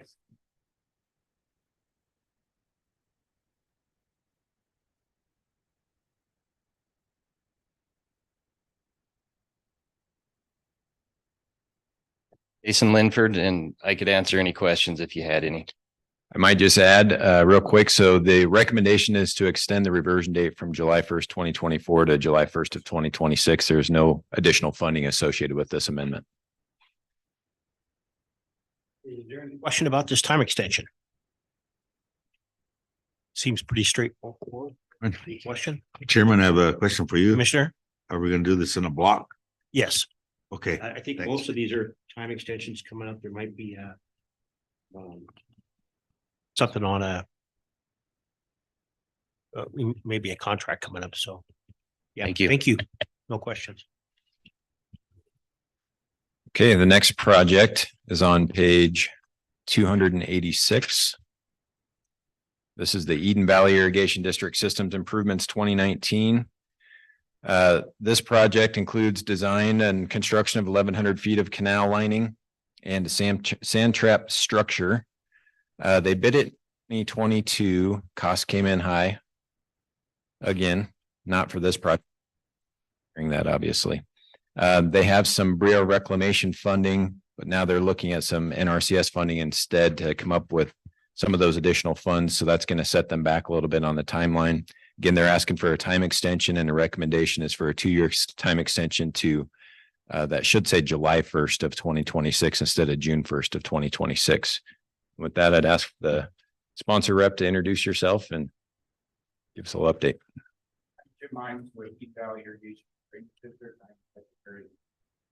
Mines with Eden Valley Irrigation and Drainage District. I am the secretary and treasurer. Brian Dieter with JUB Engineers. Do we have any questions? Maybe you could tell us first, just tell us how many people are served by your particular project or acreage? It's approximately 17,000 acres. I believe we have about 120 irrigators in the valley. Mr. Chairman, thank you. Just a question. This time extension, is this going to will you be able to cover any costs or anything that inflation's going to throw at you during this time period? And, I mean, you're not asking for more money, but is time going to work against you on this? Mr. Chairman, we hope so. Yeah. Honestly, when we did it the first time, we were really facing the pandemic issues, which you've heard a lot about. We feel optimistic that we're going to be pretty well off this time. We've actually had some conversations with contractors about reduced costs, so we are optimistic that we're going to be within budget. Can I add to that? So the funding we had before from the Bureau of Reclamation was 50% grant for all the costs. This new funding is 100% engineering and environmental costs are covered, and 75% of construction is covered. So that's what's changed. One more question, just for the commission and the select water committee, just remind us how much salt is taken out of the Colorado River by this project. I mean, the irrigation project as a whole. I don't know. I'd have to go look at that. I've got a spreadsheet that the Bureau's created that has the salt reduction for every foot of ditch and liner in the canal, and yeah. Just because I like the number, I think it's at least in the neighborhood of 80,000 tons of salt per year. Makes 12 parts per million difference at the Imperial Dam in at Mexico border.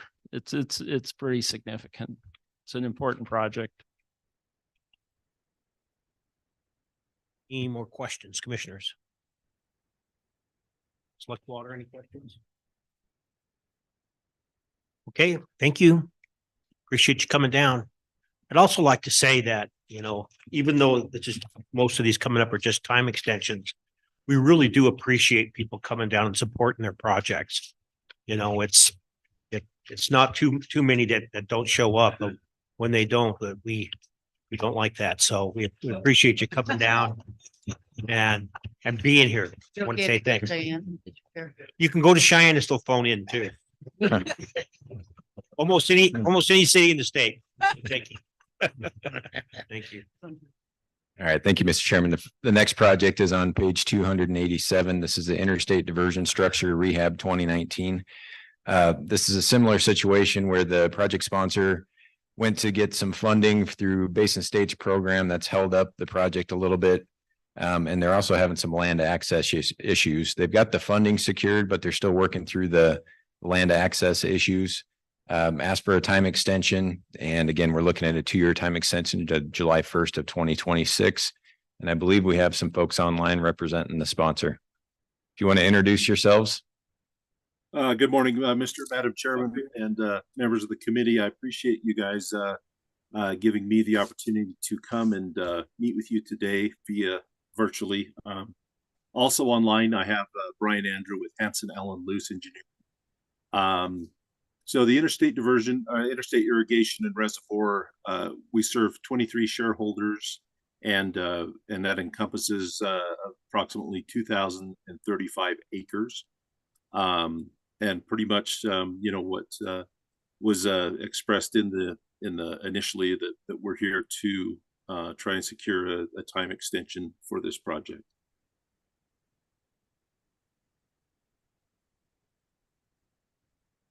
Commissioners, questions? Any questions about this time extension? Commissioner? Yes. Again, thank you for attending. I'm representative for Western Wyoming and I live in Rock Springs, so I know where you folks are. Just how long do you see this project going, and how much more time do you think this is going to take? I'll defer to Brian on the timeline. Yeah, I can speak to that, Commissioner.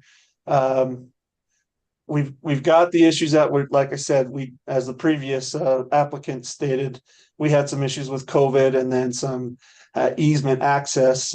we're still finalizing those. And now, in a little bit addition to we have secured the Bureau of Reclamation funds for the salinity control program of about 4.7 million, obviously approved of the pipeline. Bid it this spring and work on it this fall. The irrigation company has also said that they to give us an adequate construction window for that first 2 phases to finish our date.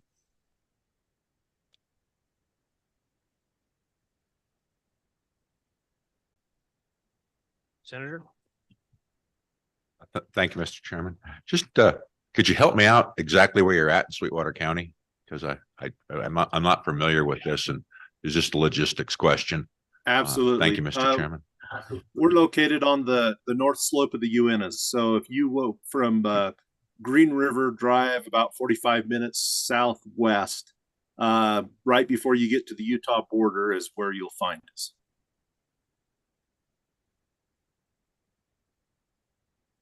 We're just 45 minutes from Flaming Gorge.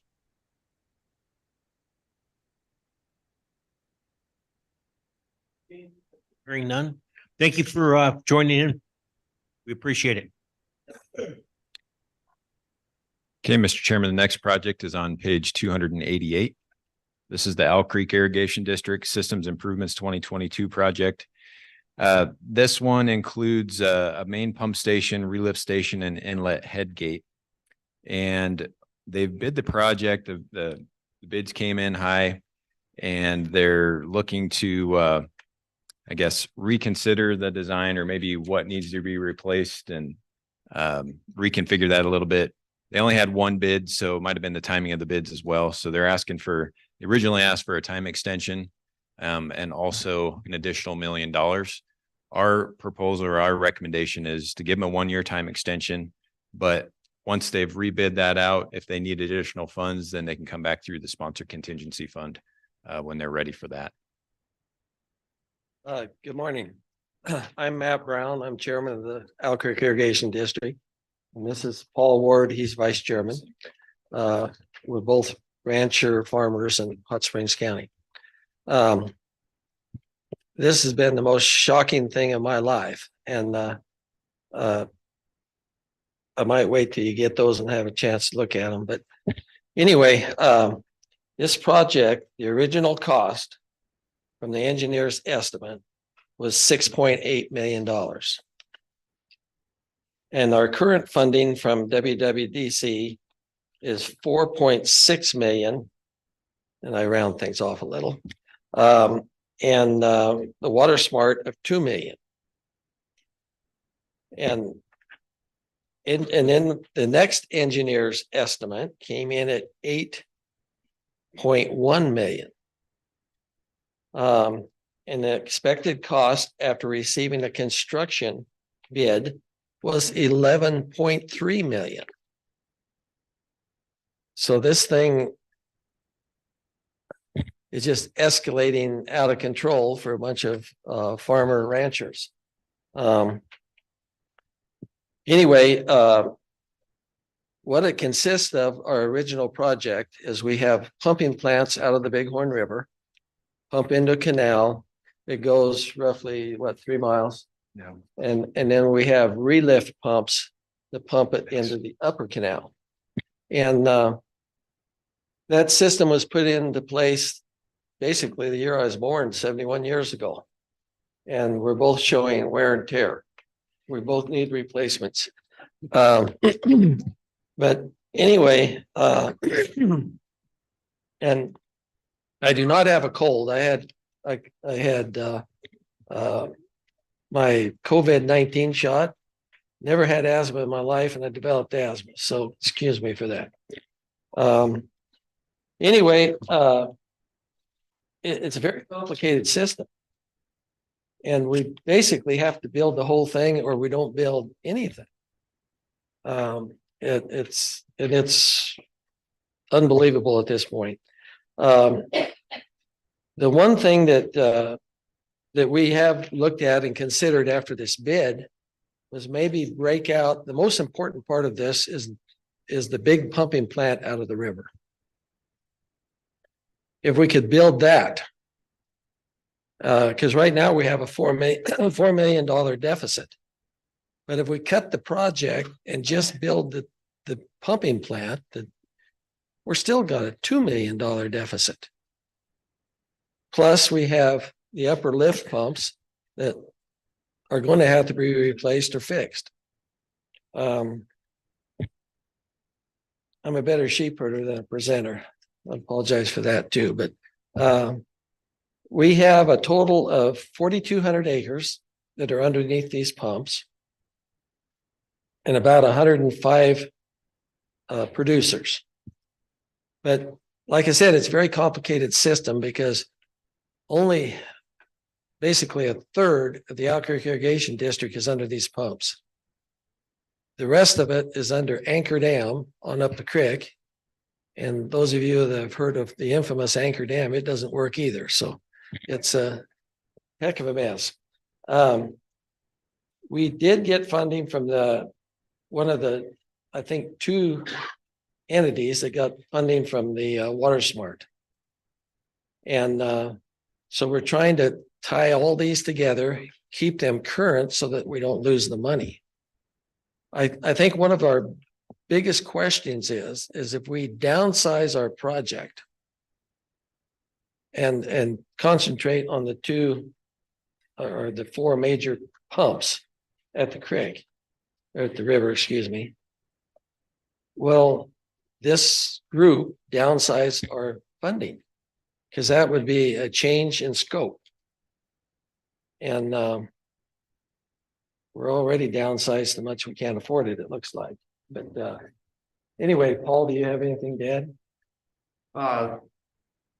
Thank you for today. Paul Ward, part of the board. We got pumps that, like Matt said, they're fairly old. We are doing a lot of repairs for them. We're old enough structures that we're trying to find parts and pieces, or even finding people that know how to work on these pumps. So we need to be able to upgrade and be a lot more efficient, because obviously these pumps are a lot less efficient than the new stuff. We also got a couple of other questions. One other question is, if we do have to come back at you guys and to rescope this, will the WWDC come back and help us pay for the re-engineering of it? Because there is that also. We have spent a lot of money on this project already. I know that, yeah, money doesn't grow on trees, but it would be nice to be able to continue on with this project and get it done before we have to start putting a whole bunch more money into these pumps and the systems of piping and everything else out of our pockets that we can't afford. Right now, we're at $37 an acre. As a couple of years ago, I don't know current right at the moment, but we were the second highest assessed agricultural users in the state.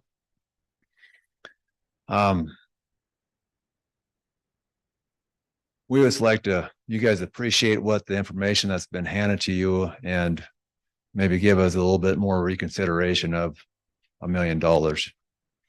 That'd be appreciated. Thank you for your time. Mr. Chairman. Mr. Brown or Mr. Ward?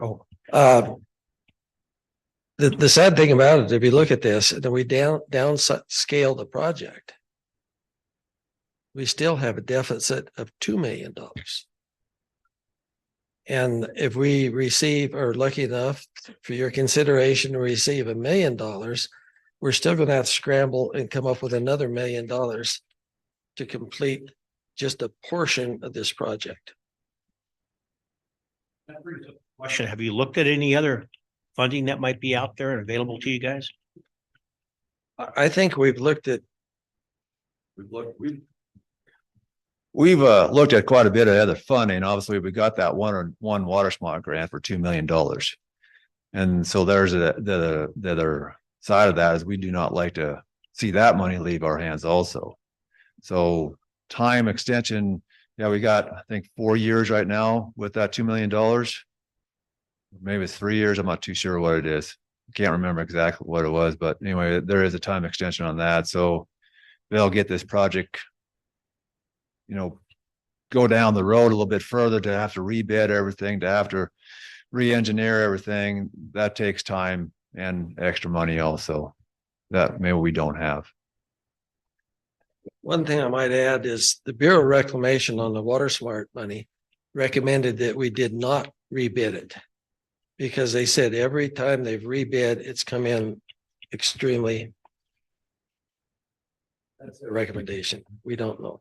One thing I might tell you too, we also have in the Harry Hughes, the guy in the back there, is a retired engineer that's worked with water all of his life. We're lucky enough to have Harry in the community. And you ask about funding. He helped us put together the Water Smart. He helped put presentations together for you folks. And he's also on top of and looking for other funding possibilities for us. Thank you. Thank you. Thank you, Mr. Chairman. What is the relationship to the Bureau of Reclamation? How much of your facility is under them and what's the relationship there? The whole project originally was a Bureau of Reclamation project. Have you, Mr. Chairman, have you transferred title? What's that? It's called the fixed loan project. Fixed loan? Oh, so you have a loan on the project? No, way back when, fifties or whenever, there was a guy named Pick and then another guy named Sloan. They used to work for the government through the engineering. That's how this project came about. There's quite a few of those projects in the state. Okay, If you look into that, that's how this is a fixed loan project and it ties each other together. okay, all right. Follow up? So, does the Bureau retain title or do you have title to the project? Excuse me, they basically built the infrastructure, built everything, and then they turned it over to the district. They do not own it. But they do still own Anchor Dam, which is another part of, we're not talking about that today, but it's another part of the Owl Creek Irrigation District. John knows quite well what Anchor Dam is. It's a cement, it's a beautiful dam. You can see both sides of it because it doesn't hold water. But anyway, we as a district did not take title to the dam. But we did take title to the working portions of this, which is the pumping plant. Okay, thank you. Thank you, Mr. Chairman. I know they had some questions and maybe I was just going to ask you, Director Mead, if you could maybe clarify their questions. I know they're confused. They talked to me and I'm not the big expert to clarify. So Yeah, Mr. Chairman, I think the question was, if they downsize their project, would it still fit under the funding that we are providing or that they have currently? And I think the bids are fairly recent, like within the last couple of weeks. Within the last month. Yeah, last month. So the redesign or, some of these value engineering, what can we do? I think one of them they're looking at is trying to use the old building rather than replace the old building. I think the real question is, are we still meeting the intent of the project? But we don't know all of the engineers' modifications at this point because it's so new, this new cost estimate. I think ultimately we want to be able to pump water, right? Mm-hmm. So if we're not replacing the old building and we're trying to utilize the old building, to put the pump ins and all that stuff, we're still meeting the intent of the project to be able to put new pumps into it and get water out. So I don't know that we can answer that question in full at this point because we don't know what the modifications are. And the redesign costs, they've got the funding that they have currently, and that's what is appropriated towards the project. So redesign costs are, if they are, I'd say work with the engineer and see what you can do. But otherwise, at this point, we don't have any additional funds being put forward for redesign costs.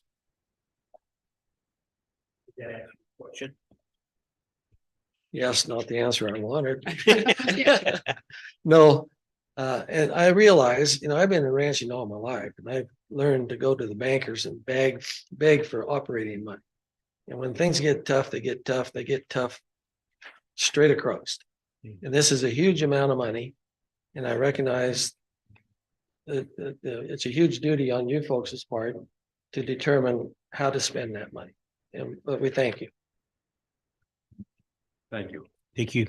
Commissioners, any other questions? Commissioner? Questions for Jason and Bill.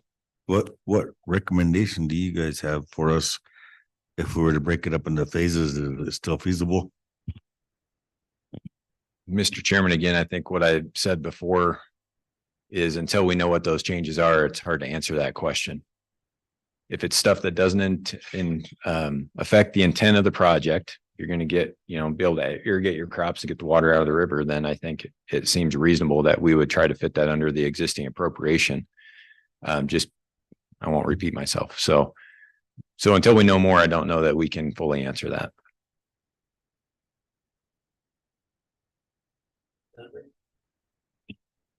Thank you, Mr. Chairman. So just doing some rough math here, you guys are in excess of $1,500 an acre for what you figure the cost out. And what I heard it right, you're at what, $37 is what you assess.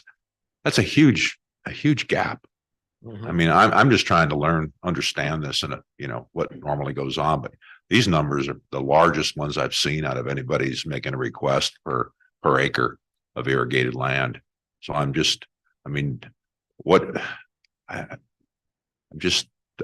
you agree? I mean, you're over $1,500 irrigated acre with this kind of money request for what you're doing. I mean, I just as a way to understand this request more and your assess or what you charge your users is $35. I mean, how do we, I guess, bridge that gap a little bit better? Could you help me understand it? Thank you, Mr. Chairman. You hit the nail on the head. It's a small amount of acres with a large amount of money. And the problem is we have to have the pumps, no matter what it costs, if we want to continue to irrigate the Lucerne Valley. We don't have any choice. And it's a hell of a problem, to tell you the truth.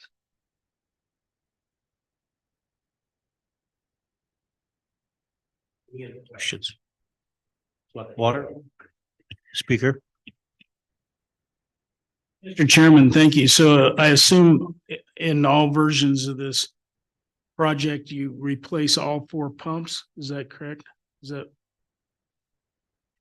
Can you replace 2 pumps and use the other 2 pumps to be the scrap material for the other 2 pumps? I mean, are they all the same pumps that are in there now? Can you do it? I guess what I'm asking, can you do it in phases and use 2 of your pumps to help repair your other 2 pumps? So we have what's called the upper canal, and then we got what's called the lower canal on that system. The upper canal has 2 450, 500 horsepower pumps, and the lower canal has about 300 horsepower canal or 300 horsepower motors. So you say that, and so here's the other issue besides having to rehab this existing building is we still got an infrastructure that's 60 plus years old. What is that cement over that wet well? What's the consistency of that cement, that concrete? We'd have to get that tested out and see what that's like. That's kind of where a lot of the re-engineering and rescoping this would cost.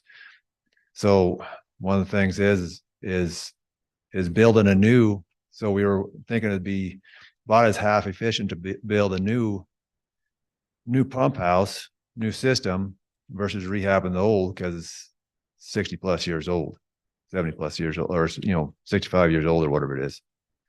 That's what we're concerned about. How much is that going to cost? If I might add one other thing too, is if we built new, we'd be in a position to use the old one until we got the new one in place. And all of you that have been around agriculture know how important water is. You just can't go 2 weeks or a month without water. So we were hoping to use the old plant, build a new plant, and switch them over. Mr. Brown or Mr. Ward? Chairman? Thank you, Mr. Chairman. I'm just curious. I mean, I refurbish pumps on my operation all the time. What kind of pumps are these? Are these like a Crystal Foley pump that is pulling it direct out of the river, or are these submersibles into a cavity alongside the river? What just for my own edification, what are we looking at here and the difficulty in being able to reman these pumps? So we have been able to reman some of these pumps, but do you know what an exciter is? Okay, so it's a DC component of an AC motor that takes the exciter to get the AC motor going. Starter, basically, yeah. So that's kind of how old these pumps are. Okay, so that's what we're talking about. So we've had 3 out of the 4 fail in the last 2 years. Try to find someone to even know what an exciter is, much less work on it. That's another deal. You know what an exciter is. Okay. So anyways, that's but there's some certificate pumps. They pump out of a wet well up. So and like I said, they're just older pumps that could be, more efficient if we got newer stuff in there, cut the cost on maintenance and the usage. So. Well, I might add one thing too. We've rebuilt those pumps. It seems like we have a schedule on them to keep them up every 5 years. And we take them in and they're out of tolerance. And those parts have to be built because there's nothing off the shelf. And we generally send it to Billings, Montana or Salt Lake to get those things rebuilt and back. That question, Representative Nyman. Chairperson? Thank you, Mr. Chairman. I guess my question would be one of logistics as far as us going into session. Would you have more information for us in January to where we could talk a little bit more about this? For example, I know we're seeing some changes in our projects. Some people are reverting, some people are have backed out, some people want more money, and we might have a better, kind of grasp on what we're looking at before session, and you might have some better numbers for us by January. Would that be possible? I think we definitely have better numbers for you by then. We bid this project. Excuse me, Mr. Chairman, I don't want to jump in, but we bid the project. The bidder came, we had 6 people that bid. That bid is only good for 60 days, I believe, without going in and renegotiating with that one bidder. And we're going to be up against that 60-day period about right around the first of the year. And what we're hoping is that if we break this down, most of the people that bid a project like this bid components of it. Mm-hmm. We can talk to him and find out what that component is going to cost if we break it out, because he bid the whole project, not just the refurb of the pump plant. And but that's all negotiation between us and the bidder at this point. All right. Thank you. Mr. Chairman, that is one other curiosity question I guess I'm getting through this conversation. When you got your second set of bids in, what was the primary cost driver that drove that higher bid quote? Was it materials? Was it construction? What made it jump that dramatically? Because the reason I ask this question is, full disclosure, I've been trying to get ready to do a deep well. I've got a failing flowing well, and I've been talking to drillers for over a year. Now, a year ago, my pipe cost on that well alone was going to be around $60,000 just for the steel pipe. The last bid I got from a gentleman that was available, that price had dropped $20,000 on the pipe alone in a year. So what is driving in this situation this increased cost? Are they saying it's materials? Is it construction costs? Is it part of the engineering costs? What has made this explode? I mean, everybody says it's materials and we're having a hard time getting stuff. Is that what's going on with this situation as well?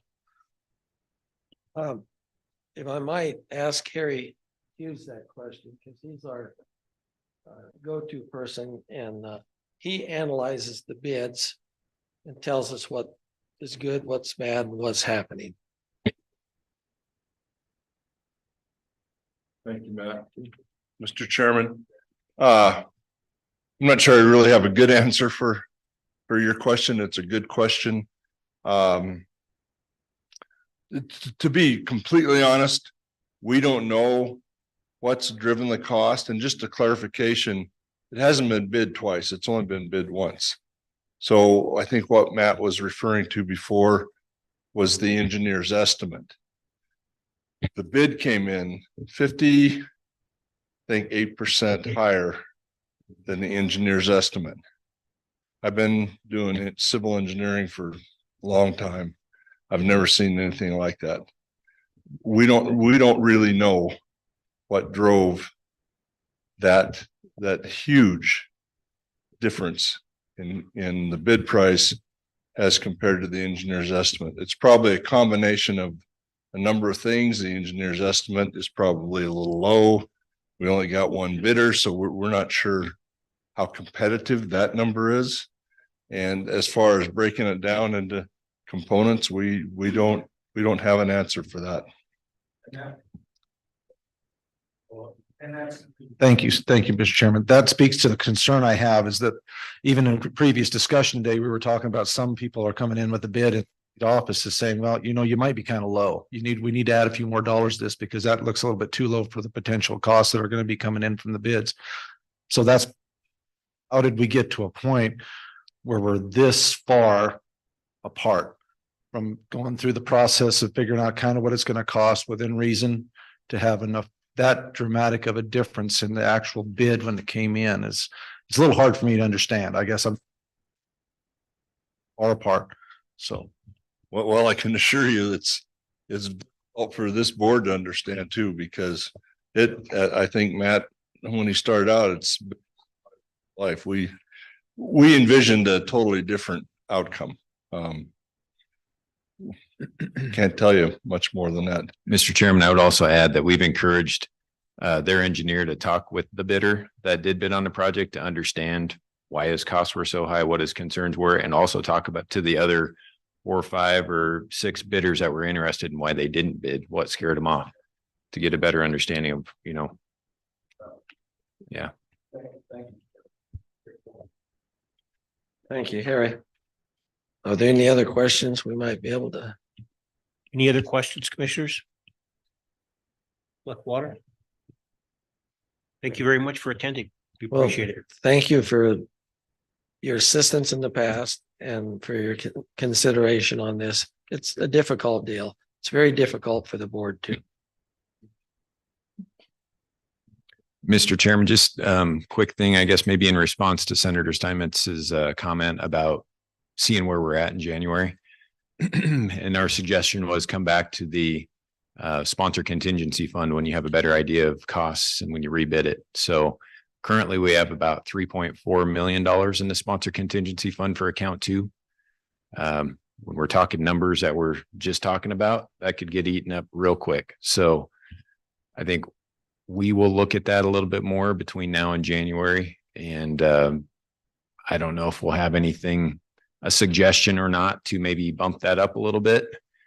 Or if we find some money here where we can still end up with half for the second year of the biennium, that could be something that we discuss and maybe even have something in the omnibus bill. It's just a thought at this point. So I just want to, I don't know if that would be acceptable or not. Or if just something I wanted to discuss, I guess, while we had you all together and you brought that question up. So. And I guess another thought on that, considering some of the conversation you might have near the end of the meeting in regards to supplemental water bill or general funds, that might be a consideration too. I'm not sure. So just food for thought. Okay. All right. We are now on page 290. This is the Wind River Intertribal Council Rehabilitation 2019 for the Northern Arapaho Tribe. They tried to bid out the Ray Canal 10C check diversion structure, and I say they, tribal water engineers involved in this. The bids came in high. This was in 2019. They've since gone back to the BIA, Bureau of Indian Affairs, to secure additional funding. And I believe they're about ready to rebid this. And they're asking for a 1-year time extension, so to July 1st of 2025. And they've assured us that no additional funds will be requested because they do have additional funds from the Bureau of Indian Affairs. So with that, I think we may have Lokilo St. Clair online representing the Northern Arapaho tribe, or at least the Tribal Water Engineers Office. Yeah. And if you can hear us, if you could introduce yourself. Yeah, hi. My name is Lokilo St. Clair. I'm the interim director of the Office of the Tribal Water Engineers. It's nice to meet everybody today.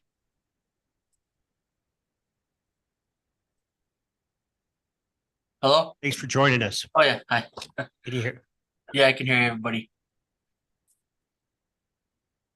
Questions? About your project?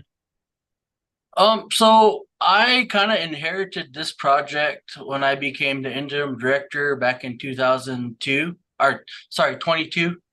And I noticed when Wade was when he would send me some emails, he was telling me that this was gonna be expiring soon. And I was like, oh no, we got money sitting in this other portion here that is actually designed for the 10C. And I was like, well, maybe we should try to get this up and running and try to get it completed if we can. So that's why I kind of reached out to him and started discussing this whole process over again.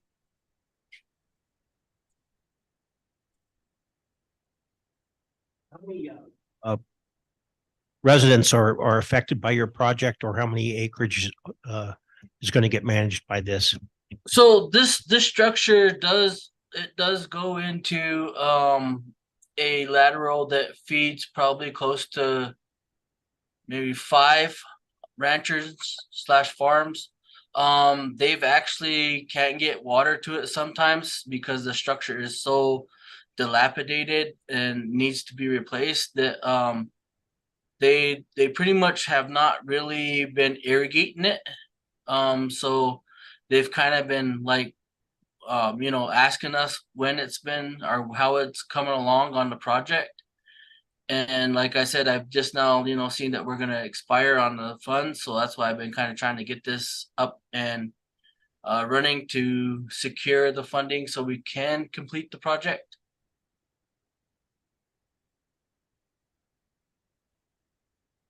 There's questions?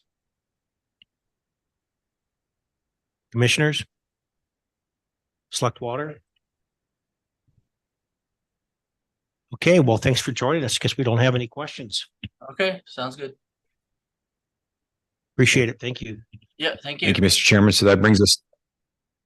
Thanks, Lokilo. Yep. That brings us to the end of the account 2 level 3 construction amendment. So to ask for your consideration on that block. We need to pull anything off this block? If you do, speak now. Otherwise, do we have a motion? Commissioner? Mr. Chairman, I'd like to make a motion to approve the level 3 project amendments as an entire block. Do we have a second?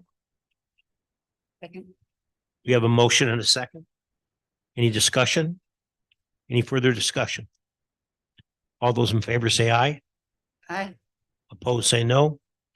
Motion carries.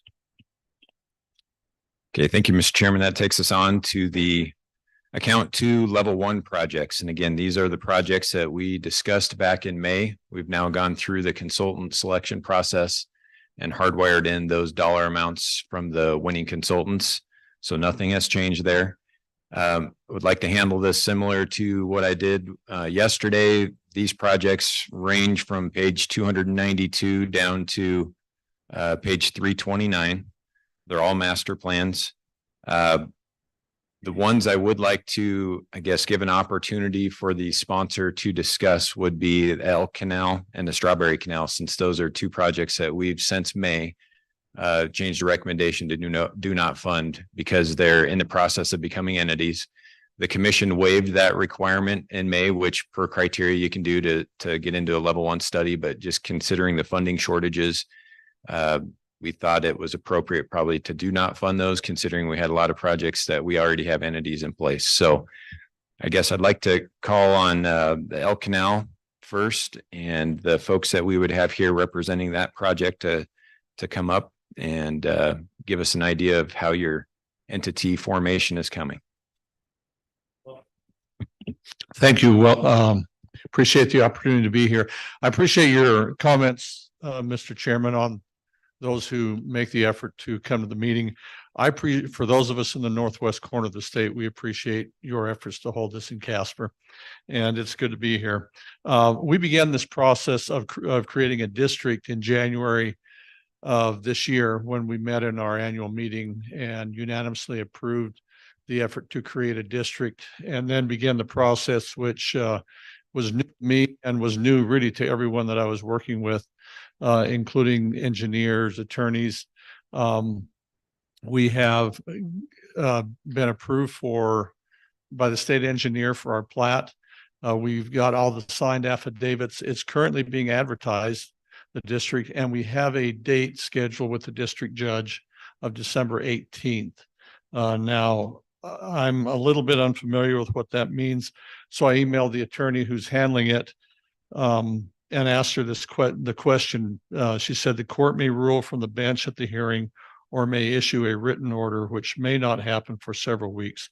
The district will not become effective until the order is filled, but the hearing should be the last step.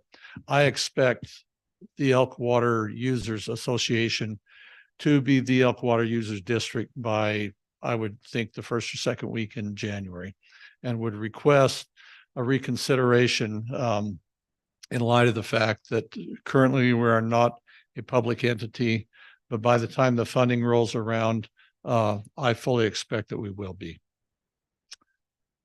Any questions? Commissioner. Thank you, Mr. Chairman, and thank you for coming down.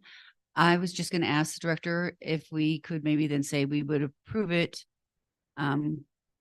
contingent on them being a public entity by, say, January 15th, if we could recommend funding. Is that a possibility?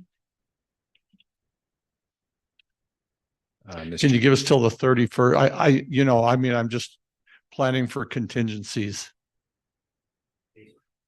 So, Mr. Chairman, our next meeting with the draft omnibus bill with the commission would be January 10th.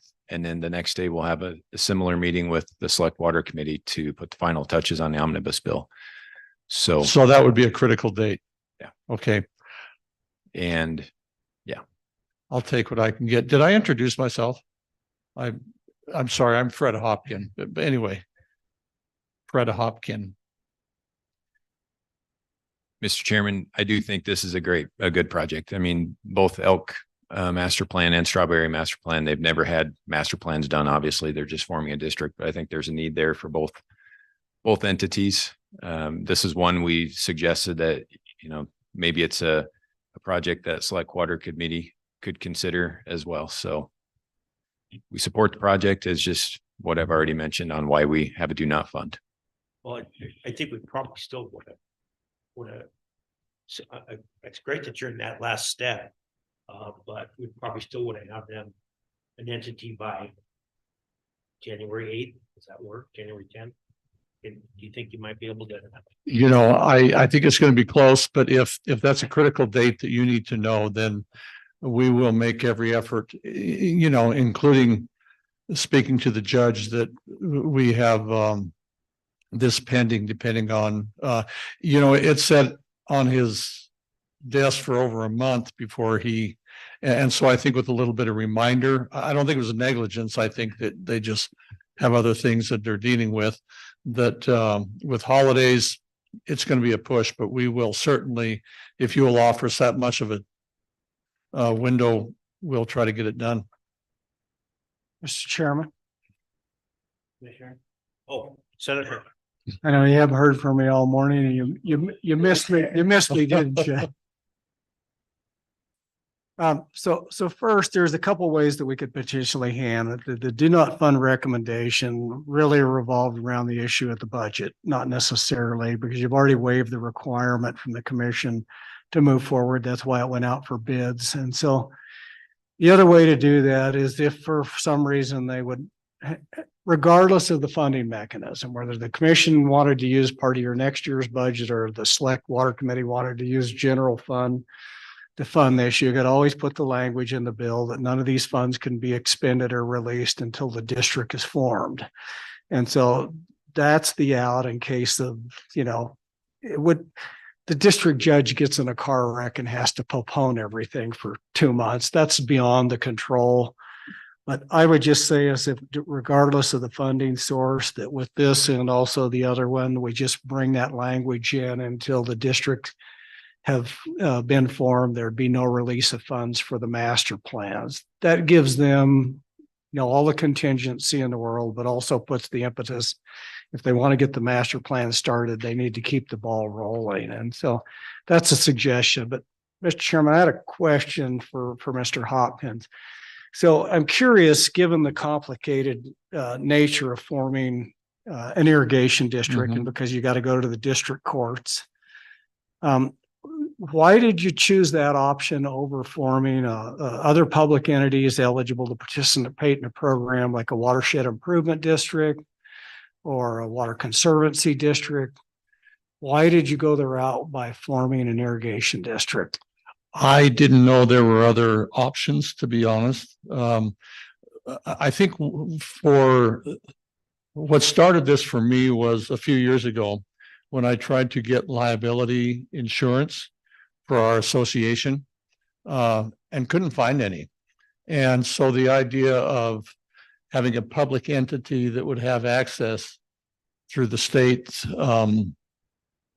help me with the name of the, you all know what I'm talking about, was a huge draw, was to be able to have some liability protection, which I don't feel like we really have now.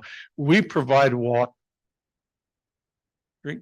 and so I feel like we have some coverage through them, but the thought of creating a district other than an irrigation district never crossed my mind. When we were here in May, you mentioned that after the fact, and I don't know if that would have been simpler, but for what we're trying to do, it seemed like the logical thing to do.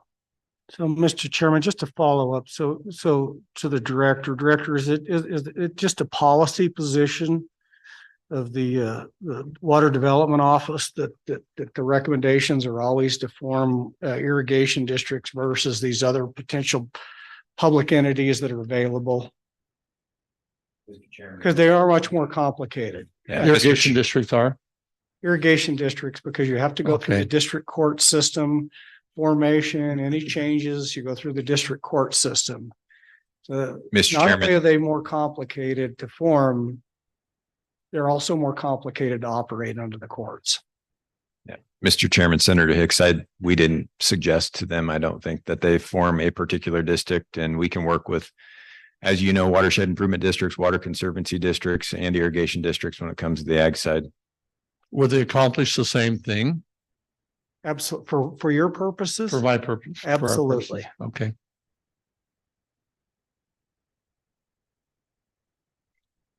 There. So, any other questions? Just a comment, I like our Senator Hicks's suggestion that we go ahead and move forward with approval with a contingency that money won't be released unless a district is formed. And a follow-up to that is are there any holdouts on this? I mean, we've had a couple of these cases where one person holds up the whole thing and it dies. We really haven't had any. It seems to be unanimous. We've run into challenges just in the large number of the landowners are Amish. There's an Amish community there. And so a lot of the technology we take for granted, sending out a group text or sending an email, just isn't available. It's a lot of going to see 15 different neighbors and so that's delayed the process, obviously several months. But I think we've done what we could I thought we'd have this done in September.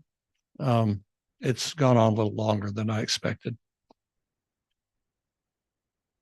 Any other questions, Commissioner? Commissioner? Oh, Mr. Chairman, just something to think about, I guess. If you guys want to guarantee they're funded, then I would suggest that you use program funding.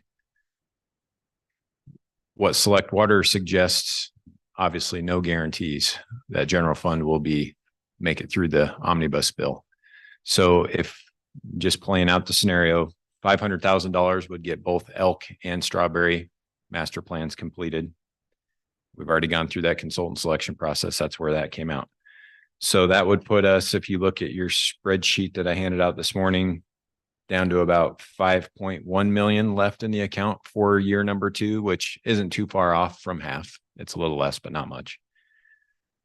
And I got too much rolling around in my brain this morning, but I think we would also want to say that they would be contingent upon the transfer from account 1 to account 2. If you so choose to move forward in that manner. I know I want to hear from the Strawberry Canal folks as well to see how close they are.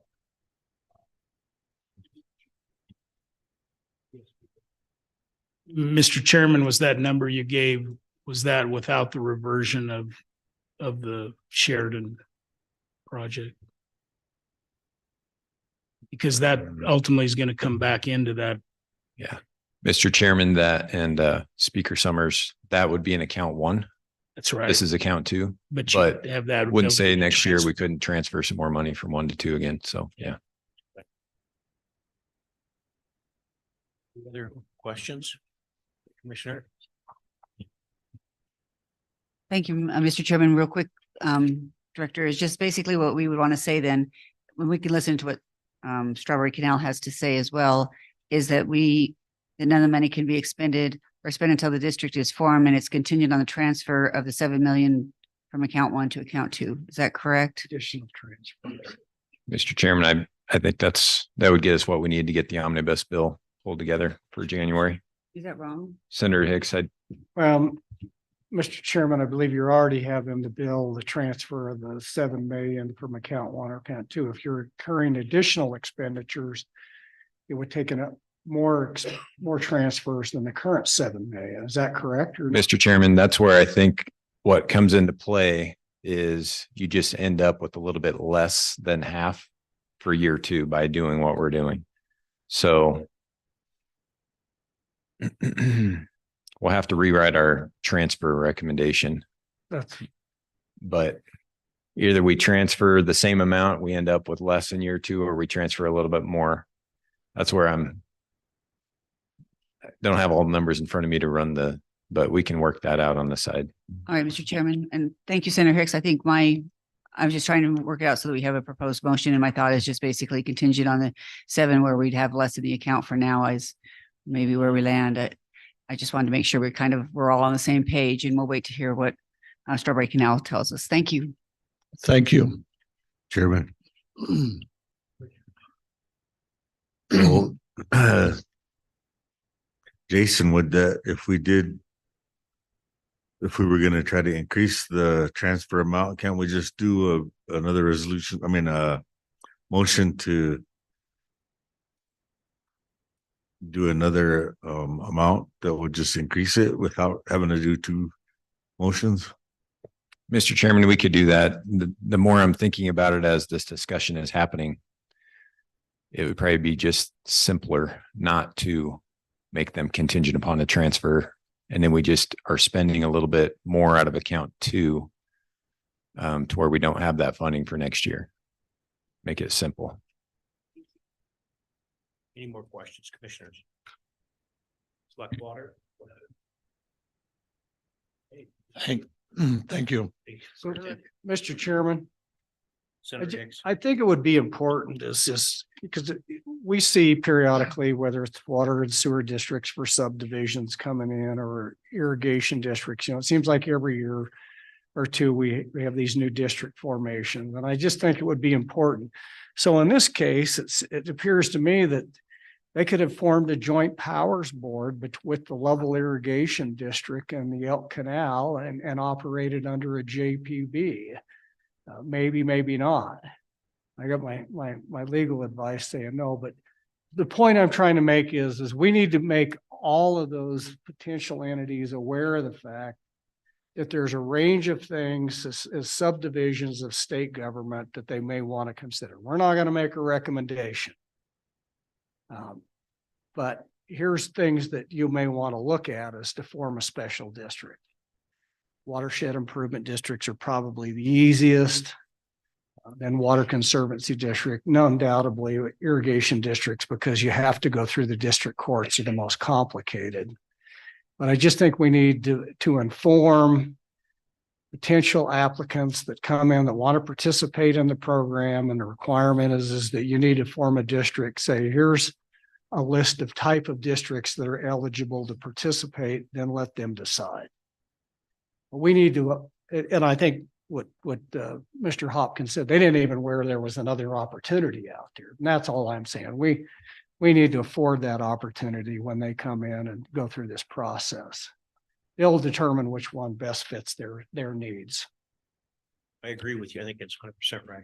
Mr. Chairman, that might have been an oversight on our part, I guess. Maybe we didn't get the question in the first place and it's in our criteria, all those things. And sometimes when you do a master plan and you waive the entity requirement, some of that stuff gets worked out in the master plan on what would be best to form and where your boundaries should be. And this is a case where we're, I guess, requiring that.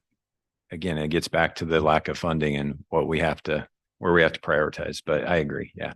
When we have these situations in the future, we can sure try to make a point to let them know, even though they haven't asked the question, we can't assume that they know. So, yeah. We're going to move to the Strawberry Canal. Sure. So, Mr. Chairman, if the reps from this, yeah.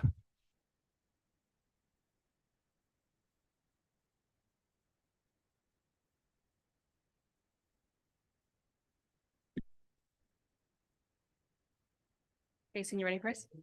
Yeah. Hi, welcome. My name is Julie Olenslager, and thank you, Chairman, for taking us and listening to us. I'm the president of the Strawberry Canal Company in Star Valley. It's in Lincoln County, and I'm here with Lauren Preston, who is a board member with me, as well as the president of the largest pipeline system within our company, Canal Company.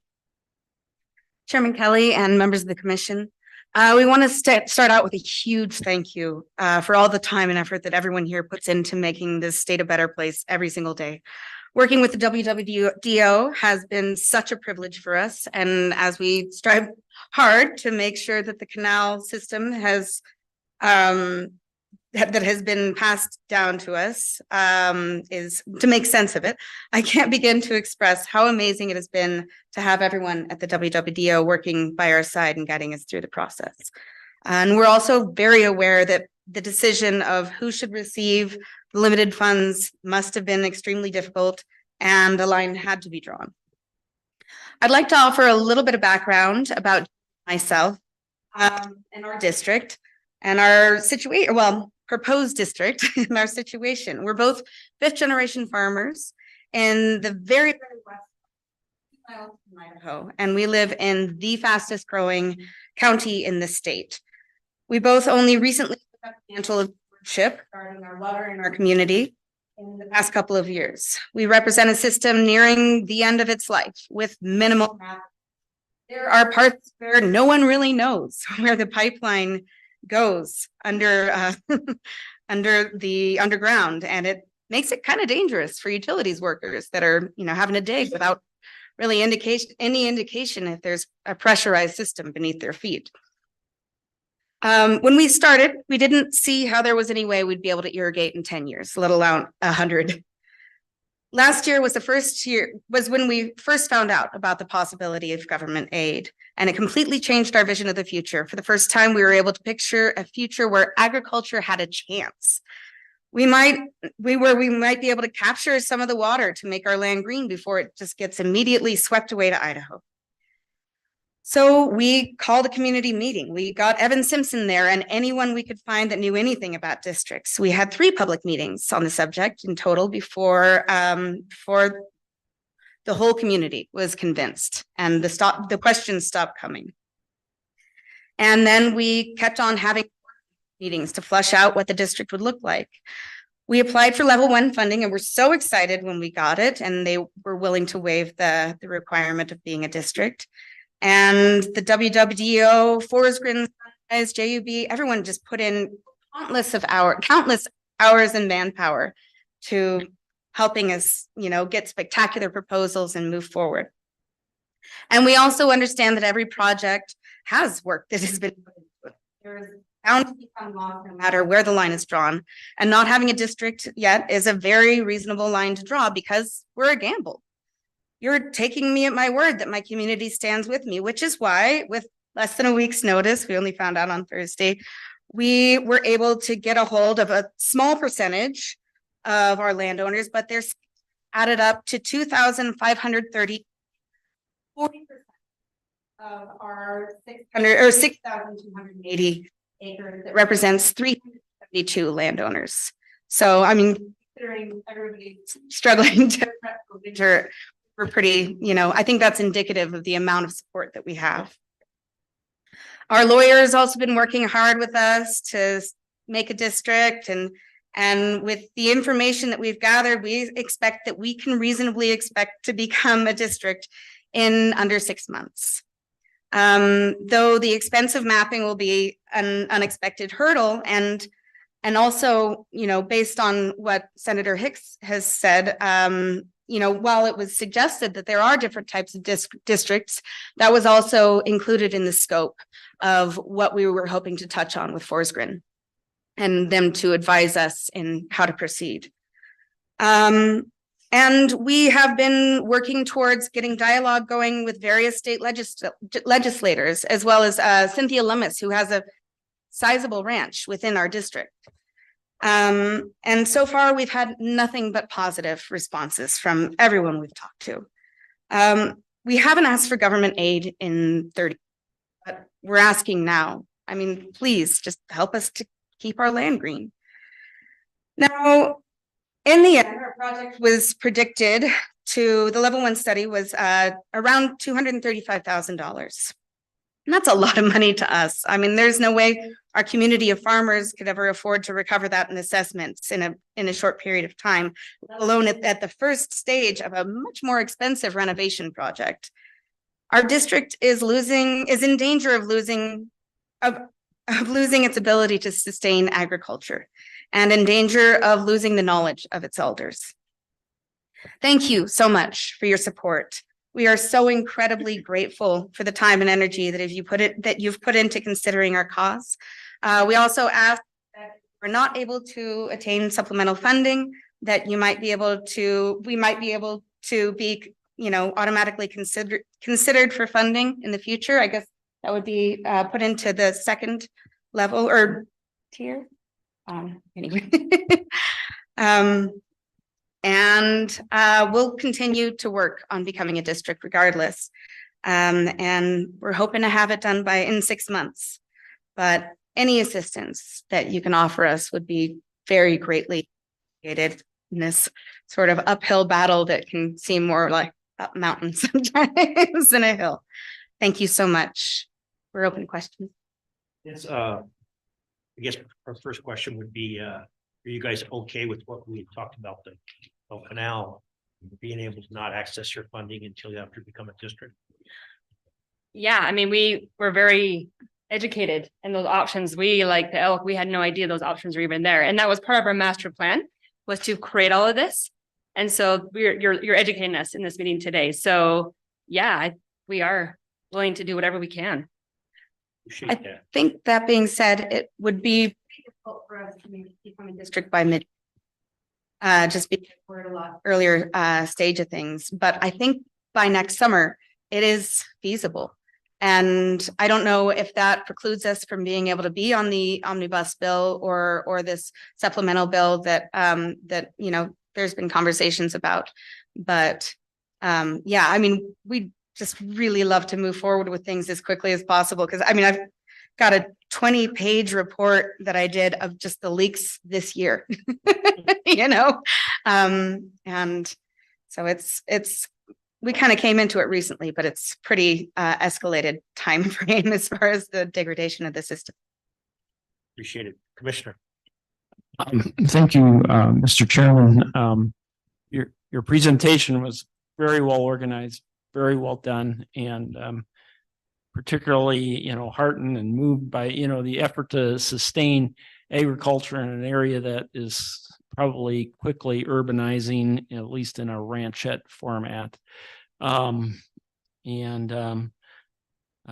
know you're saying mid-month, but it seems like there's overwhelming support in this district. And I know there's certain 2/3 of the property owners owning 60% of the land. I mean, those are even hard to think about, but it one holdout is not going to, crater your attempt to make a district here. And so kudos to you. I personally support, moving forward with this, with the other Elk Canal Master Plan project before you are a district. It seems like you've done your homework. Thank you. Mr. Chairman.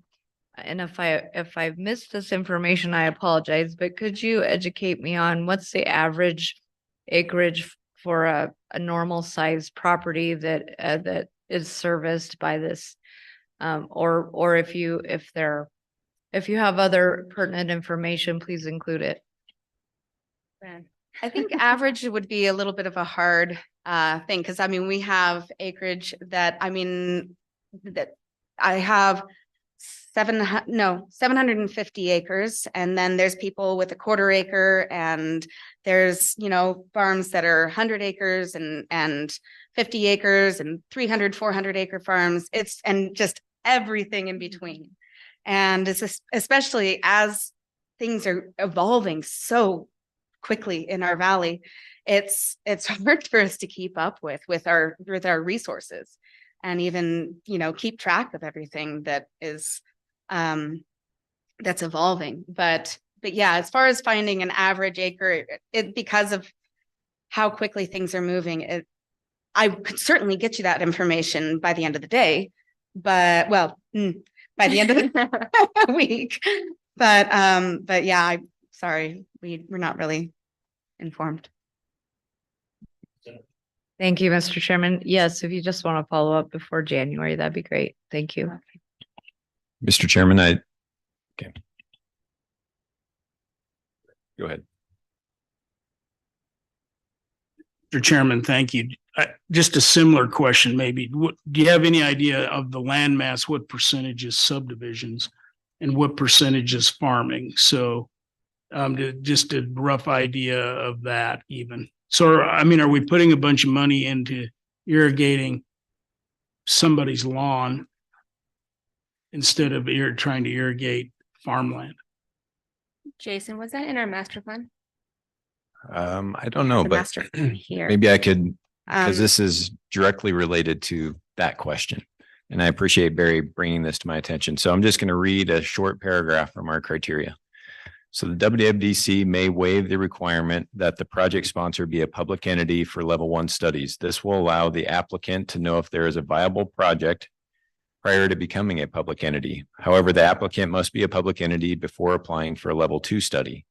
Under these circumstances, the level 1 process will have a 2-year duration, with the study being completed the first year and the sponsor forming a public entity the second year.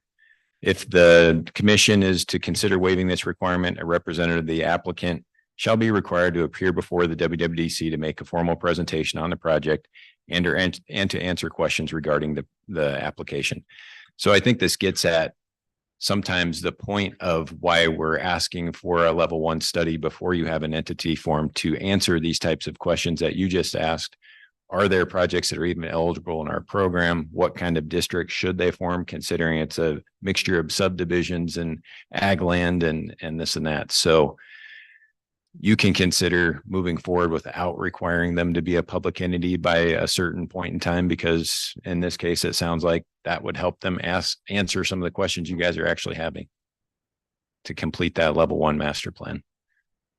Mr. Chair, if I might add to that, we have 3,901 acres that are irrigated.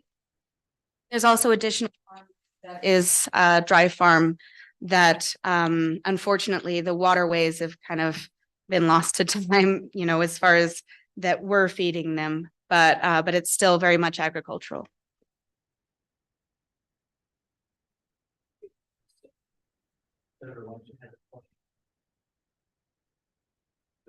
Thank you, Mr. Chairman. I was just looking at your assessment rates and I see the highest is at $16 per acre, and I think it might drop down to around $9 per acre. Has there been discussion during your meetings that maybe raising some rates would sure benefit the group or the district? And I think that would help. Mr. Chair, very much so. So the path forward that we decided on was to form a district that sort of charges base rate, and just for the canal system infrastructure and the sort of base rate that is the lowest average lowest average receipt of services that every piece of land gets. And then there would continue to be pipeline companies that would sort of operate in addition to that for areas that they serve specifically.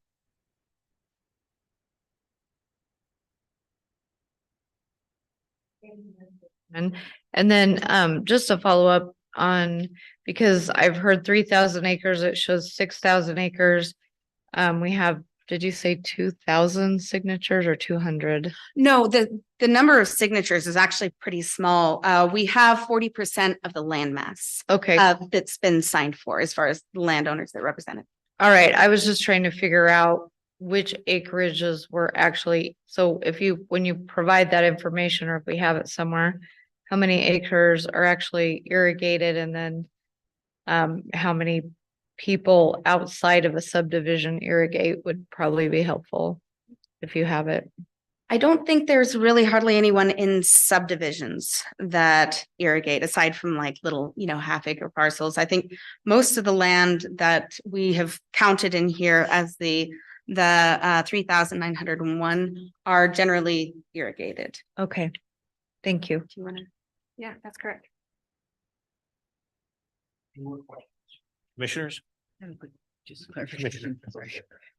All right, thank you. Appreciate your presentation. I just want to make sure then, essentially, we can waive the requirement that they be a public entity. I think it's good that we're starting to take a more solid footing to say you need to be a public entity so that we have someone we can report to and get feedback from before we put money out. But what we can say is that we would approve the project funding based on saying that none of it could be expended or spent until the district is formed. And that would still work for both of these, even though theirs would be later than the January 10th meeting, Director? Mr. Chairman, that's correct. I would use the wording public entity instead of district. Thank you.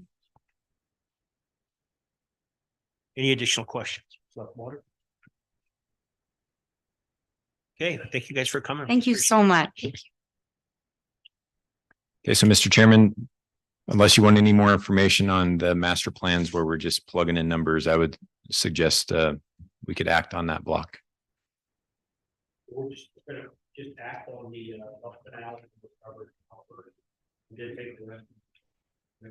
If you so choose, yes.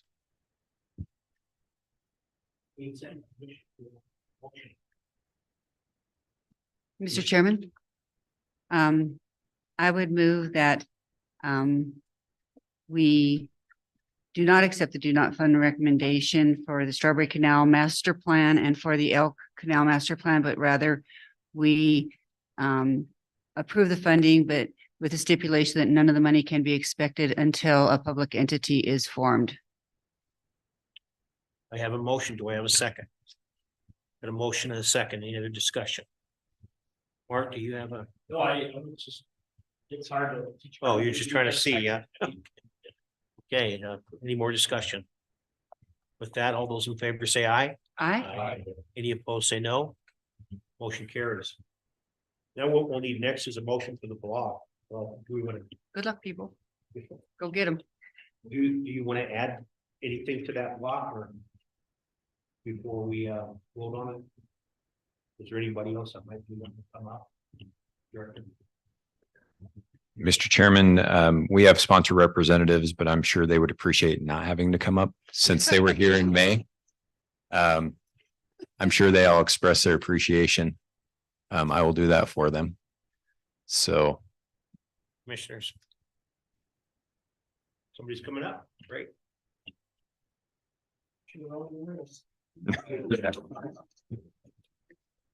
Lon Eisenbarth, Horse Creek Conservation District President.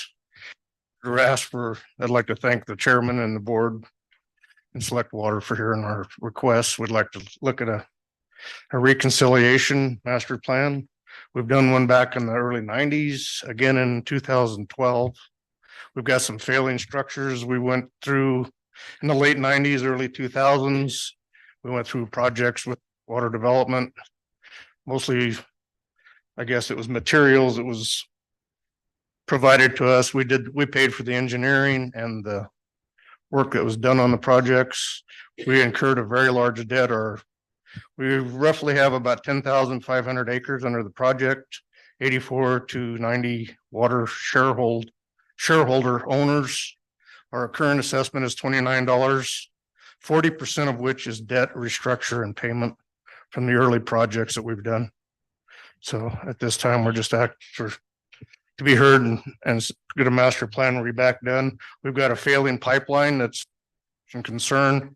It would probably shut down a third of the project. If it fails, it's been patched, fixed for the last 10, 15 years. It went in and we were working on it 3-4 years afterwards. So we're trying to look at that, getting a master plan for that and maybe go forward and get reconstruction on that. So any other questions? Quick questions for you, then we'll ask the commission. Say in your 2012 master plan, were those structures that are failing now, were those identified? Yeah, they were identified back in 2012 too. Back then? Yeah, we've just continued to just keep patching it and trying to get through it. It's an underground pipeline. It's egg shaping, cracking, leaking. We're all the time spots where it leaks, pour cement collars around wherever we can. It was never intended to be a pressure line. It was to be a downhill line, and we've had trouble with leaking on them. Did that line have cathetic protection on that? Excuse me? Did the line have protection on it as well? It's got an overburden over top of it is inside the line. It's a corrugated kind of a sewer line, I guess is what you would call it, 36-inch line. And it's been failing, cracking, leaking. If it ever does fail, we're going to lose a third of the district. So it is an iron line then? Is it? Well, excuse me. What's it made from, the line? Just a plastic, the plastic corrugated. Okay. Questions? Mr. Chairman, Chairman? I believe the pictures for that are on page 311 of your packet, if you'd like to see the failing tunnel. And Mr. Eisenbarth, you are in the block of recommended funding. We just only brought up the do not fund, so you are in that block and eligible on their vote to be funded. Okay. Okay, thank you. Any other questions? Thank you for hearing us.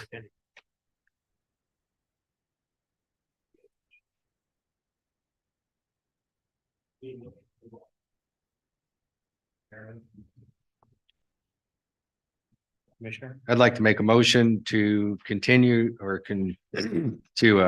motion to fund the remaining level 1 projects in that block as an entirety.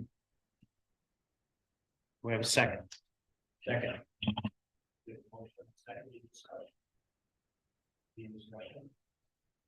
All those in favor say aye. Aye.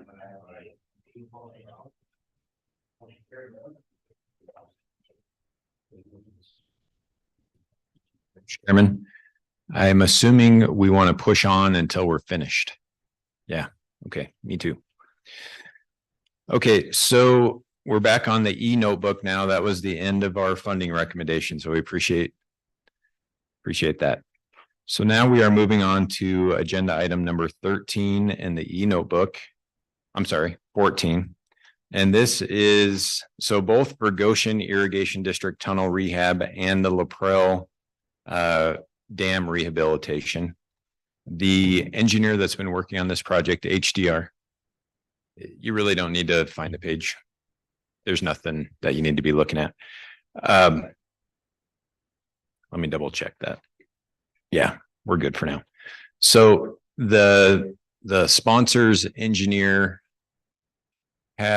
typically we do design bid build projects where we design them, we bid them out, contractor builds them. With these two particular projects, the sponsor along with the engineer would like us to consider an alternative procurement method called construction manager at risk. And this is new to our program. We've not used it before, but it seems to make some sense. We've been educated here over the past month or so about this. So we're going to have HDR give you a short presentation to help you understand that a little bit. And then we're going to have a couple, hopefully fairly short conversations, because the Goshen Irrigation District Tunnel Rehab, when we put that agreement together for the pre-construction, which would be the design, easements, all that stuff, it was using a design bid build agreement.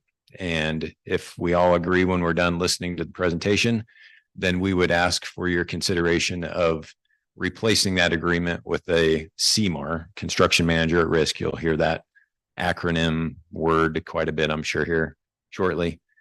Just replace that agreement with a CMAR agreement, and then we'll have a short discussion about both GID and LaPrelle in regards to the 2022 supplemental water bill and some potential need to put those into our omnibus bill this year to authorize them as water development projects, so then funding can be available when it's needed. So with that, I'll hand it over to Corey Foreman with HDR. Hello, thank you. I'm Corey Foreman with HDR, and I'll be talking about CMAR. Next slide.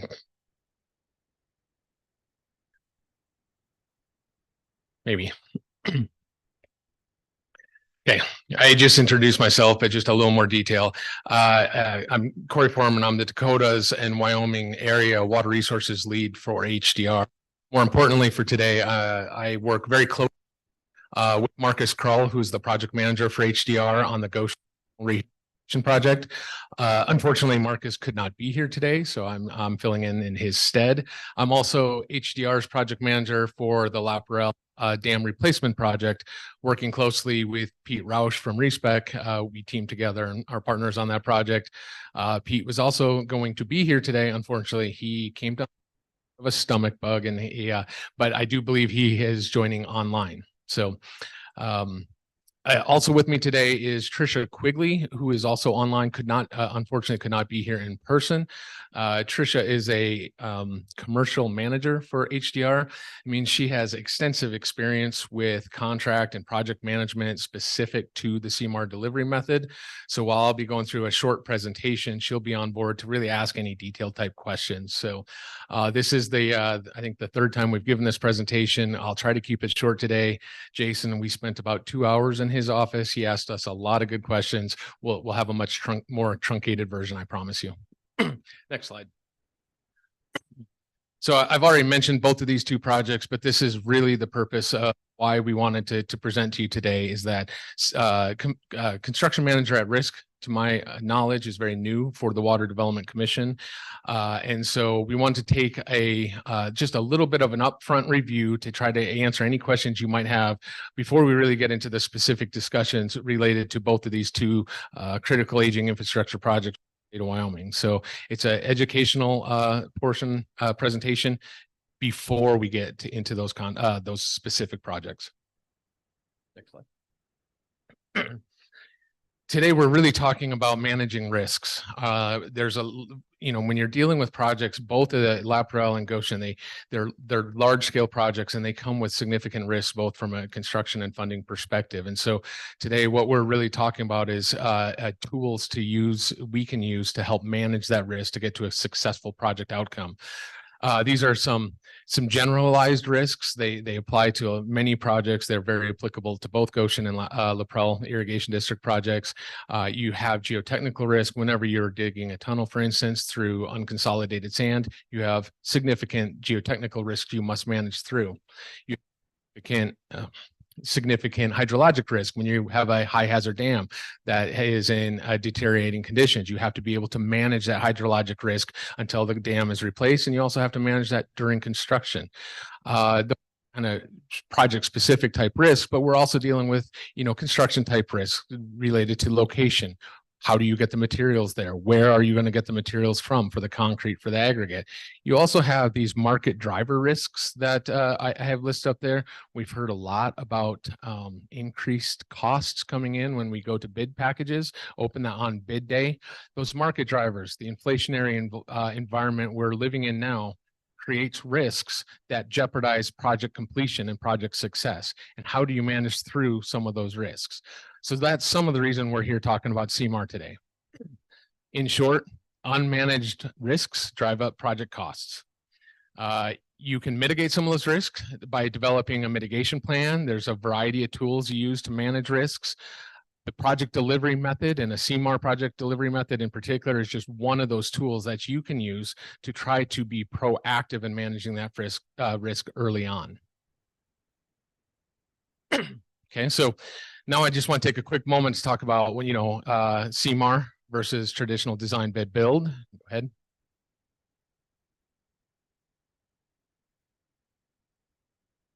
Ultimately, when you make, this is a decision that has to be made, really in every project, but you have to decide early on. You have to align your project delivery method with the ultimate project goals. And you want that project delivery method to give you the highest probability of success. And project goals and project success can be defined differently for every project. And so while oftentimes low cost is ultimately the project, the outcome we're looking for, managing through some of the uncertainty early on in a project is also a project goal that can lead to success. We heard some of that before, that when bids come in too high on the day, when you open that bid package, that creates a problem that is a challenge for all of you to help manage through. Schedule, when you're dealing with both of these projects, in my opinion, you could somewhat describe as being in an emergency situation. Senator Steinmetz referred to it that way at the Wade conference the other night, that schedule is of the utmost importance because both of these structures have 110-year-old concrete. One of them has already failed, has a temporary fix in place. And getting these projects done quickly is very imperative. And that's another project goal we're looking at. Ultimately, it's managing those costs by managing the risk appropriately is one of the goals for this project that will lead to those lower costs. And lastly, permitting processes, managing that successfully is ultimately a project goal for both projects as well. So to just review the design bid build, the contracting method, I think most folks in this room are very familiar with this process. It is, in Wyoming in particular, it's the standard. It's been used for a long time. And so the figure on the right just kind of conceptualizes how the contracts are set up. So in this case, the owner or the project sponsor, they have a contract when you're dealing with level 3 contracts directly with the design professional designing the project. Okay.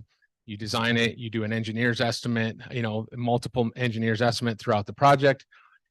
You put out a bid package, you receive bid packages from a general contractor, you open that bid package on bid opening day, and everybody holds their breath, they keep their fingers crossed, and you hope that engineer's estimate aligns with the bid opening, right?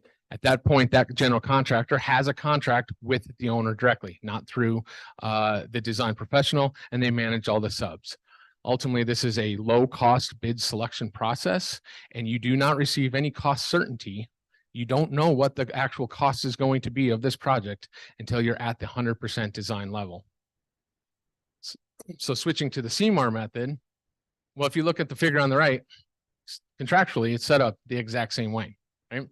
The owner or sponsor in this project has a contract, a level 3 contract with the design professional. Ultimately, that design professional is the owner of that design. We have to stamp the design. Nothing changes there. But the difference here is we change that from general contractor to contract manager. You do this through a qualified, you're looking for a qualified general contractor up front. You're looking for them early on in the process. And in both of these cases, and typically you recommend doing that at about the 30% design level. That's about the design level we're at for both Goshen and LaPrel. Okay. By getting a contractor on board at the 30% design level, it creates the opportunity for that red arrow. Now the contractor can be part of the design team. They can add their input and their desires on how best to design these projects.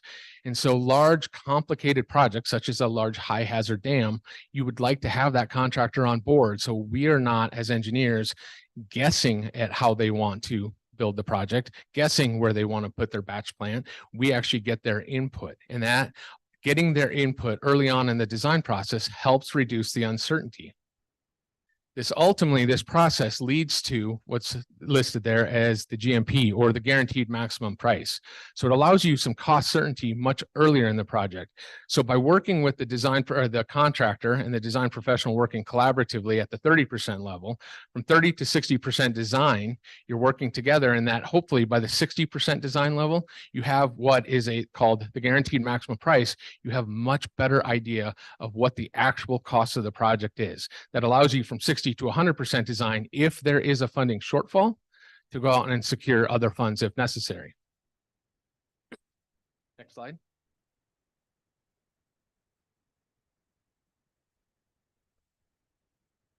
So we get the question all the time, has this been done in the state of Wyoming before? And the answer is yes, it has. There are state statutes specific to the CMAR process. And one project I think everybody here has probably been is aware of, because I think you've all been in this building. The capital renovation was delivered as a CMAR project. That one's kind of a past project. We click to the next slide. There are 2 ongoing projects that HDR is involved in, both of them, working with the city of Gillette, that are both being delivered as CMAR project delivery currently. They're ongoing. One is the Madison Pipeline Repair Project. The other one is they've recently selected to move forward with CMAR for the wastewater improvement projects in Gillette as well. So this is taking place in Wyoming. This is not new.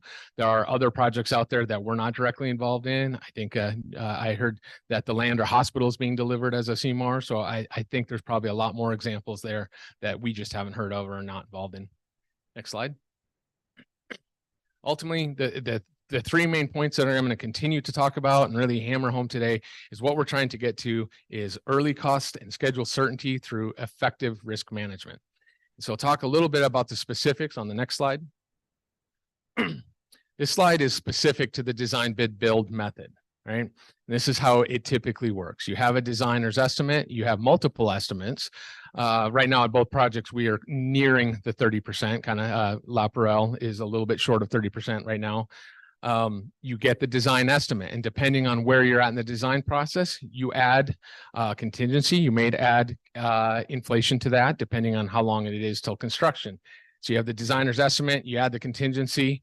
That ultimately is what we come to you with and say, here's what we think it's going to cost sometime in the future. And all we're doing is guessing what the contractor is actually going to put in their actual cost estimate or cost bid. And then ultimately you go to bid day.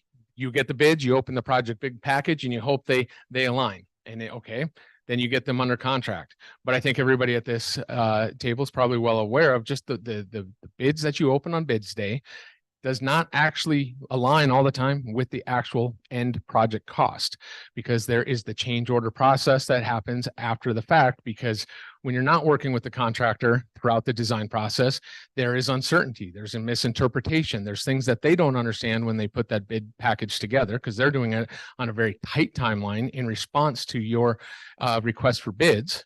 And then they identify things that by working with the design team, you identify up front, and that leads to those change orders. That's one of the big differences on the next slide. When we compare the CMAR method to the design bid build. So I've just talked to the column on the right. So I'll talk more to the column on the left now. So you have the bid price with the potential for change orders after the fact. By working with the contractor up front, it's a transparent and open process. You're working together to identify risks to this project, allocate those risks appropriately, manage through and discuss with the contractor any uncertainty that may be associated with their project. And so when I said project risks lead to increased project costs, the idea is identify those risks, manage those risks to lead to an ultimate lower cost of the project. If there's still always going to be some level of uncertainty, so you include a contingency, you include your allowances, they have their profit mixed in, built in there, and that is what goes into the guaranteed maximum price. You get that at the 60%, they are guaranteeing that they can deliver this project, and they have been at the table with you designing it. And so while there are obviously no guarantees when it comes to these types of projects, the opportunity or likelihood for change orders or ultimately claims is greatly reduced by going to the CMAR method, by working with the contractor and negotiating that guaranteed maximum price at the 60% design level. Next slide.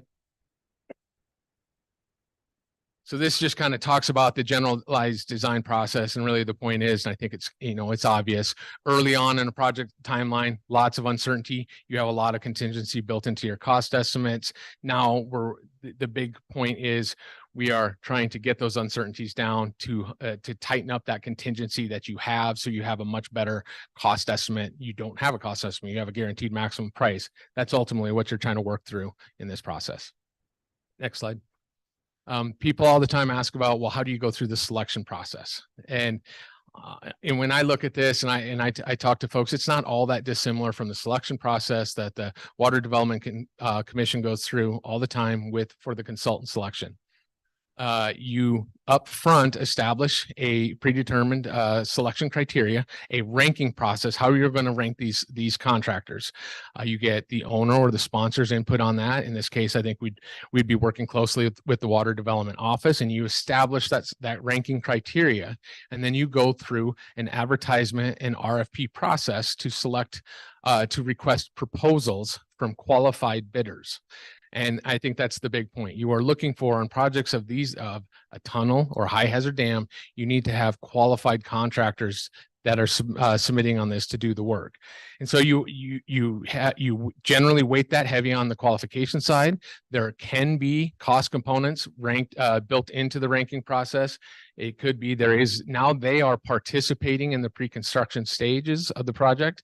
The early design, 30 to 60 to 100%. So there is a fee on their pre-construction work, the ultimate fee on the cost of work, other things. You can build that into your selection criteria if you so choose to. The ultimate goal, though, is to get the most qualified contractor on board early on in the process. Lastly, I want to point out, and I think this is an important tool that's included in all the contracts that you ultimately give. When you select them at that 30% design level, that is not necessarily a guarantee for the ultimate construction contract. There are off-ramps built into that early contract that you have. If you work through the design process and you ultimately cannot come to an agreement, there is the ability to switch back to a design bid build and off-ramp that CMAR contractor and go back out to the open bid process. Typical of most projects. It's not preferable, it's not desirable, and it's not done very often at all. What I think it really does is it is a tool within your contract to encourage the contractors to always negotiate in good faith that you can get to the absolute best value to the project sponsor, that you can get to a guaranteed maximum price that everybody's happy with. So it's a mechanism within the contract that I think is important for everybody to be aware of. So when I think about Goshen, when I think about La Prairie Irrigation District and the projects that are going on there, and I've said this before already, there's really three main points to take away. Three things that led to our recommendation, HDR's recommendation for both projects to advance a CMAR delivery method. And it's that early cost certainty. We heard a lot about it earlier today. I know there's other examples in the state where on bid day, your bids come in much higher than the money that's appropriated. I believe this is a great tool to get that cost certainty and try to negotiate that guaranteed maximum price to the best of our ability to match or be under the appropriated amount. But if you absolutely can't do that, it does give you a window from the 60 to 100% to go out and see what other funding options. How are we actually going to get these projects built? In both of these cases, these are critical projects that in their current form, they can't stay there. They have to be built. And this gives us the highest probability for success, in my opinion. That increased schedule certainty, we're managing risk on both of these projects. One tunnel has already collapsed. We need to get this done. Working with the contractor early on in the process, especially with the tunnels, when you're working with a shortened construction season, it has to be in the winter months. Getting contractor input, because you can't run water through the tunnel during the irrigation season, and it's 100 and some thousand acres that they're delivering water to. Not delivering water for a summer is not an option. And so getting that schedule certainty by working with the contractor in front is critical to both of these projects. And lastly, it's that ultimately that managing and allocating the risk appropriately will, I think, provide great value to both projects. And with that, that is the general our overview. I can answer, or Tricia, who's online, can answer any general CMAR questions, or we can transition to the specifics of each individual project. Thank you for your time.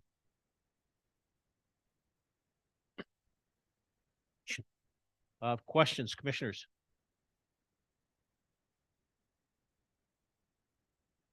Commissioner?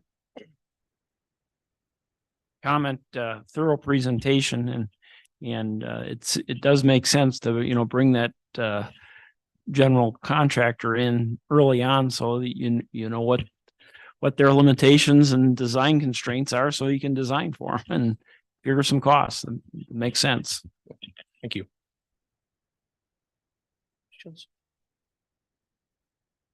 Senator Hicks.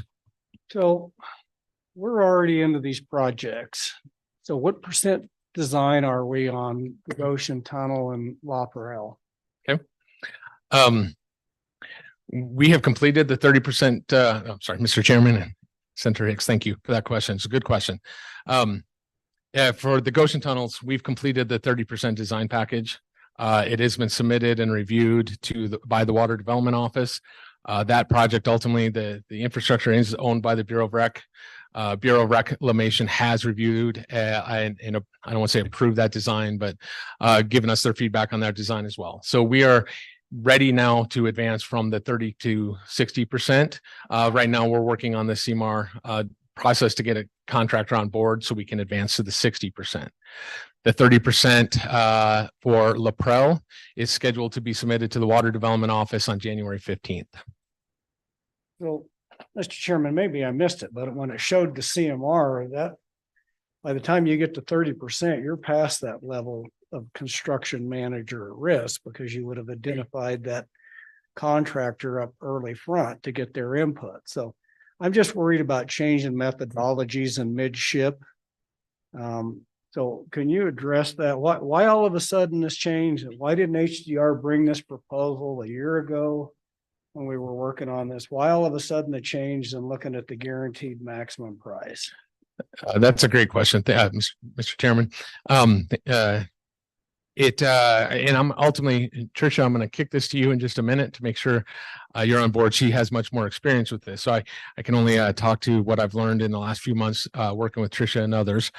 My understanding is it's not late in the process. This is the typical way it's done. You try to bring them on the 30% so that you have some level of design to submit to the contractor so they know what they're trying to get involved in.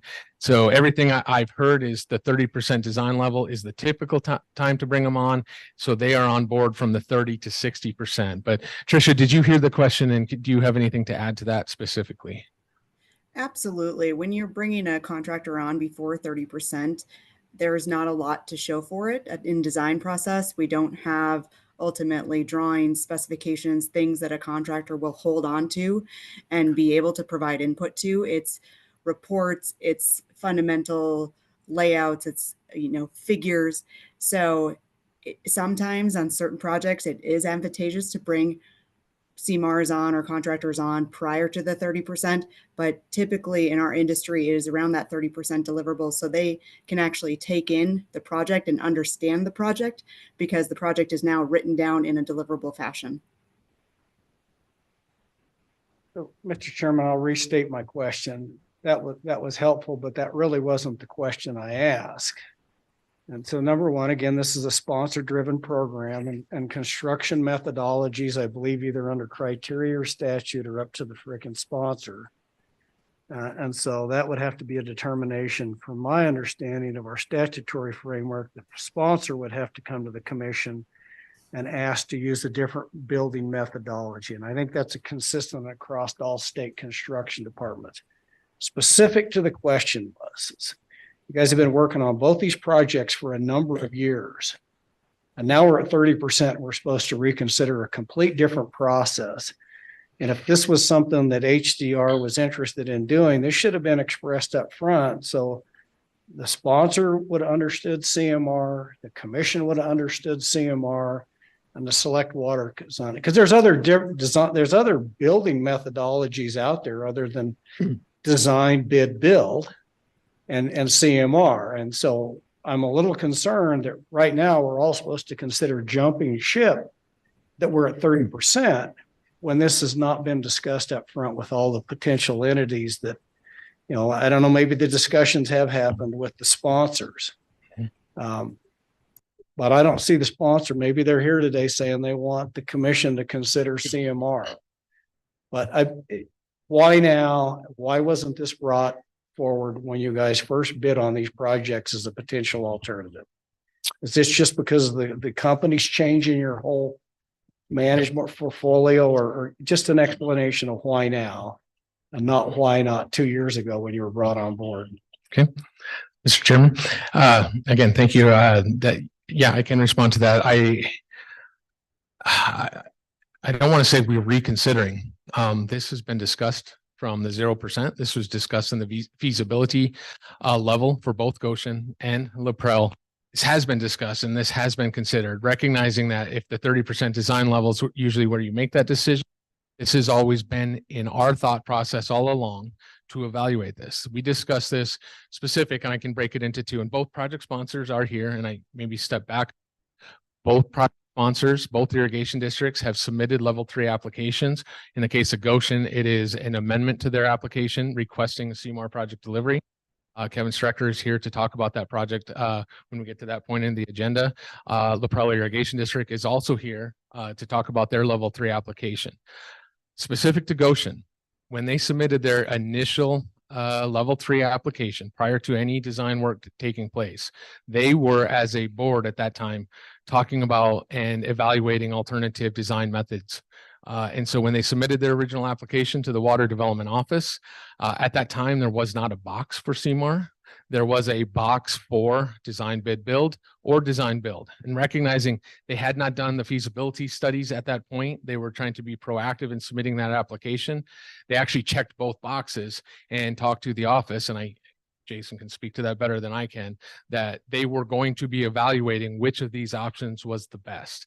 And ultimately, since that time, the level 3 application, I believe, has been modified. I'll look to Jason, that it now has a CMAR box to check right up front. Is that correct? So they have resubmitted that application. They have both requested, both irrigation districts, a CMAR. Specific to LaPrelle Irrigation District and the dam rehab, it is part of our current contract with the Water Development Commission. There actually is a task and scope language in there saying we will evaluate and make a recommendation for the project delivery method. So we have been thinking about this. We have incorporated this into our scope of work. And I would say this has been the path and the plan all along.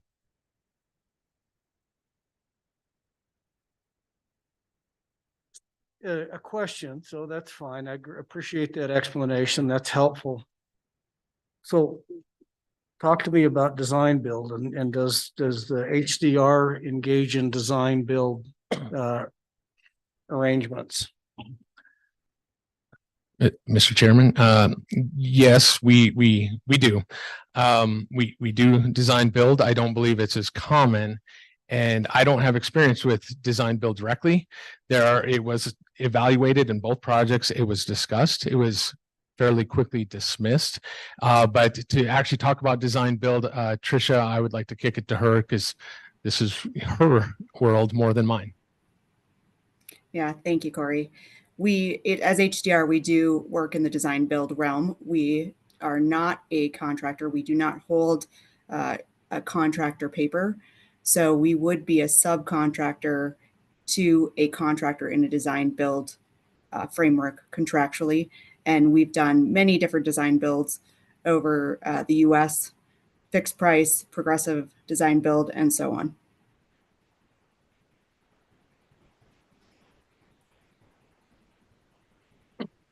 Why was that not considered for these projects? Is it because HDR doesn't typically deal with these type of contractors or dam construction or the tunnels? Just why was, because if you're familiar with it and you use it, why was it not considered for these two projects? Mr. Chairman, again, Trish can weigh in on kind of more of the generalized disadvantages of it. It's not commonly used in our region or our area. I've been told that design build is, for instance, I'm aware of in Wyoming, a design build project on the power side of things where schedule is ultimately driving it. Cost is not so critical. And so schedule is of utmost importance. You have to have it done on this day. You want to get the contractor on board early. So it is done. I think there are disadvantages to it. And one of the big reasons that has been discussed on why not to do it on both of these projects, especially related to Laparelle Dam, in the early discussions we had there, is the contracting arrangements different on design build from the two slides I showed you. In a design build, you have the owner, the project sponsor, they hire the contractor then hires the design engineer. And when you're dealing with something like a high hazard dam where you have to design to safety standards, where ultimately for Laparelle Dam, the state engineer's office safety of dam program has to review and sign off on all of our programs. All of the design generally is considered better from what I understand, and Trish can please correct me if I say anything wrong here, but early conversations we had is you do not want there's disadvantages to having the contractor being over the design engineer. In the case of a CMAR, by the owner still ultimately owns the design and they work directly with the design professional. The contractor is not making design decisions. Ultimately, it's us as PEs on something like a high hazard dam. We have to stamp it and we have to tell you and look you in the eye that this meets the current standard of care for safety of dam programs across this nation. The potential if a dam fails, I don't even like to talk about it, is scary.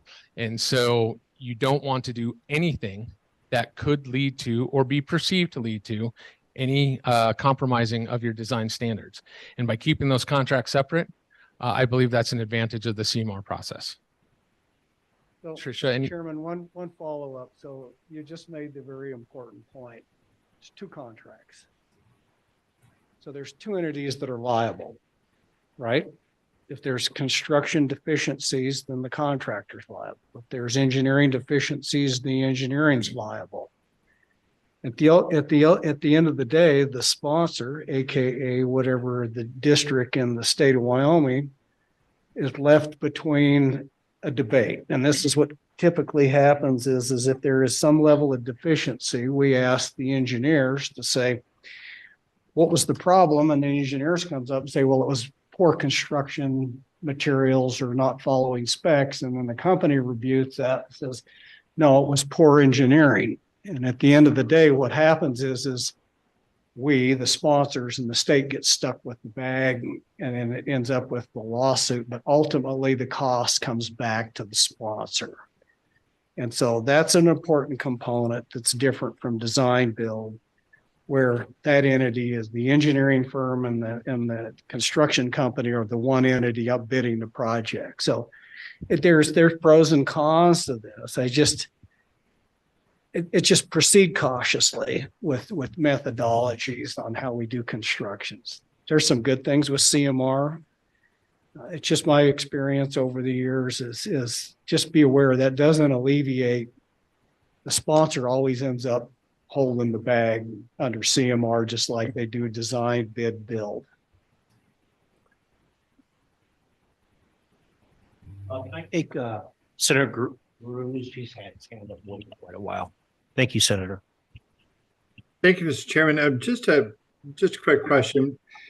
with the CMAR method, especially in these very technical projects, isn't it true that it actually helps get more qualified bidders to the table? Because then in working with in this system that they have a knowledge, some of these more technical contractors would have a working knowledge of the system, and the people they're working with, a comfort level is raised. And so it can help get more competent, more qualified bidders to the table. Is that true or not? Mr. Chairman, Tricia, could you answer that? I think I know the answer, but she's more qualified, so I'd like to hear from her. Sure. Thank you, Mr. Senator.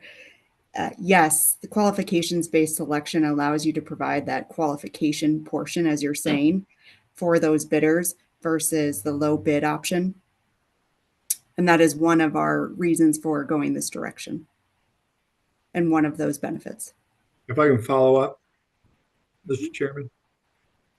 Ms. Quigley, then that being true, that then as you work through the project and under this system, then you can identify, even though they're a more technical firm, may cost more, but then you can do this. That's where then the value engineering can work through. As you work through that process to be able to work towards your time completion date, which is important, and also your getting everything in a row as far as cost. Is that also true? Mr. Senator, yes, that's true. Thank you. Mr. Speaker. Mr. Chairman, thank you. So are you the designer of all of these then? Is that what's your role? Me personally? Your company. Okay, thank you, Representative. I just want, yes, our company, we are the lead design engineer on both projects. For Laprel, we are actually a subcontractor to Respec, but we will be the engineer of record. HDR will be the engineer of record. I'm working with a large design team to ultimately design that. The same holds true. We are the prime contractor, and we are the design lead design engineer for the Goshen Tunnel rehabilitation as well. Follow up. So, Mr. Chairman, on liability, to get back to Senator Hicks's, if you go to a CMAR process, does that reduce your liability on the project? In other words, does it dispense with some liability? So is it the easy way for you all to go down the path because you dispense some of your liability for the project? Mr. Chairman, I'm not exactly sure how to answer that question, so I do want to kick that again to Tricia. And I believe the question is, as design engineers, does this lower our liability? I think you're probably getting to, is that a reason I recommend to a CMAR is because it lowers our liability? And I'm not sure the answer to that, and I'd like Tricia to answer that. Going back to Senator Hicks's point, I did want to follow up on that there is risk associated with contracts, as he pointed out, and we are sticking with the same contract mechanism, two separate contracts. The advantage to the CMAR is that you identify the risks, you identify the liability associated with construction up front, and that CMAR, prior to the opening the bid date, you have created a risk and liability management plan. You are allocating the risk up front, working with the contractor. So when you get to the bid, when you get to actually starting the construction, everybody understands and has negotiated where the liability falls. And there are times where certain liability stick or stay with the project owner, and therefore you can manage that liability through insurance programs. But in this case, you are negotiating all of that up front with the contractor before construction starts. That's one of the key advantages, is what Senator Hicks talked about. That's one of the key advantages to CMAR. Does it lower the liability or risk on the design engineering firm? I'm not sure. Tricia, could you weigh in on that? We're still the engineer of record, ultimately.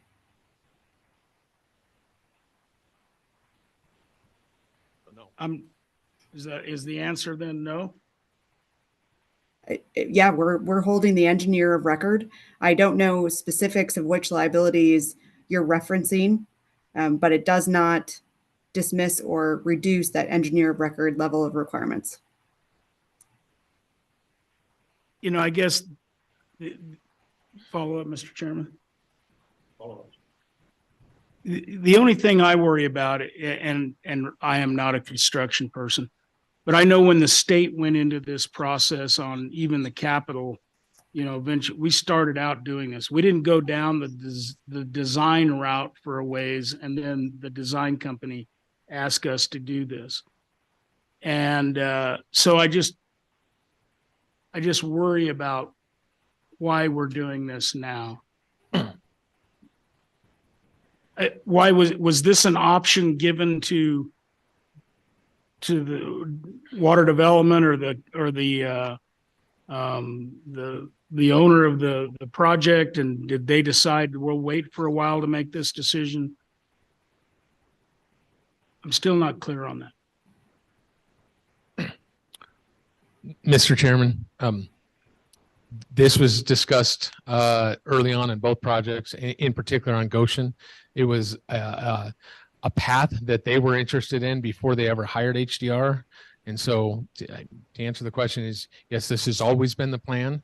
This is the typical tipping point for making this decision for both design build and design and CMAR. To the way I understand this has been the plan. They have been in these discussions. We are not switching methods. We're not switching a path we weren't on one path and we're now going back and going down another path. This is always the path you're on. And now we're at a decision point where you have to choose one path or the other. We're at the fork in the road. We're not going back. The fork of the road was not behind us, and they have been involved in this conversation all along. We have one more question, maybe, if there's anybody out there, but otherwise we need to kind of move forward. Does the office have a recommendation? Mr. Chairman, we're reacting to what the sponsor has requested. I don't know so I think in response to Senator Hicks's question, I think both sponsors are here today. I think both sponsors are requesting us to go to this method. And the decision in front of you today is if we want to go that route. And I don't think the office sees a lot of reason not to. I think one of the reasons I see that this could be advantageous would be the fact that we've got a number of different funding sources associated with Goshen Irrigation District, with Nebraska, with Wyoming, with them working through congressional delegation to try to find other funds. And the likelihood of when you open these contracts, the bid, and you're over, we've been talking about $1 million here, $2 million there.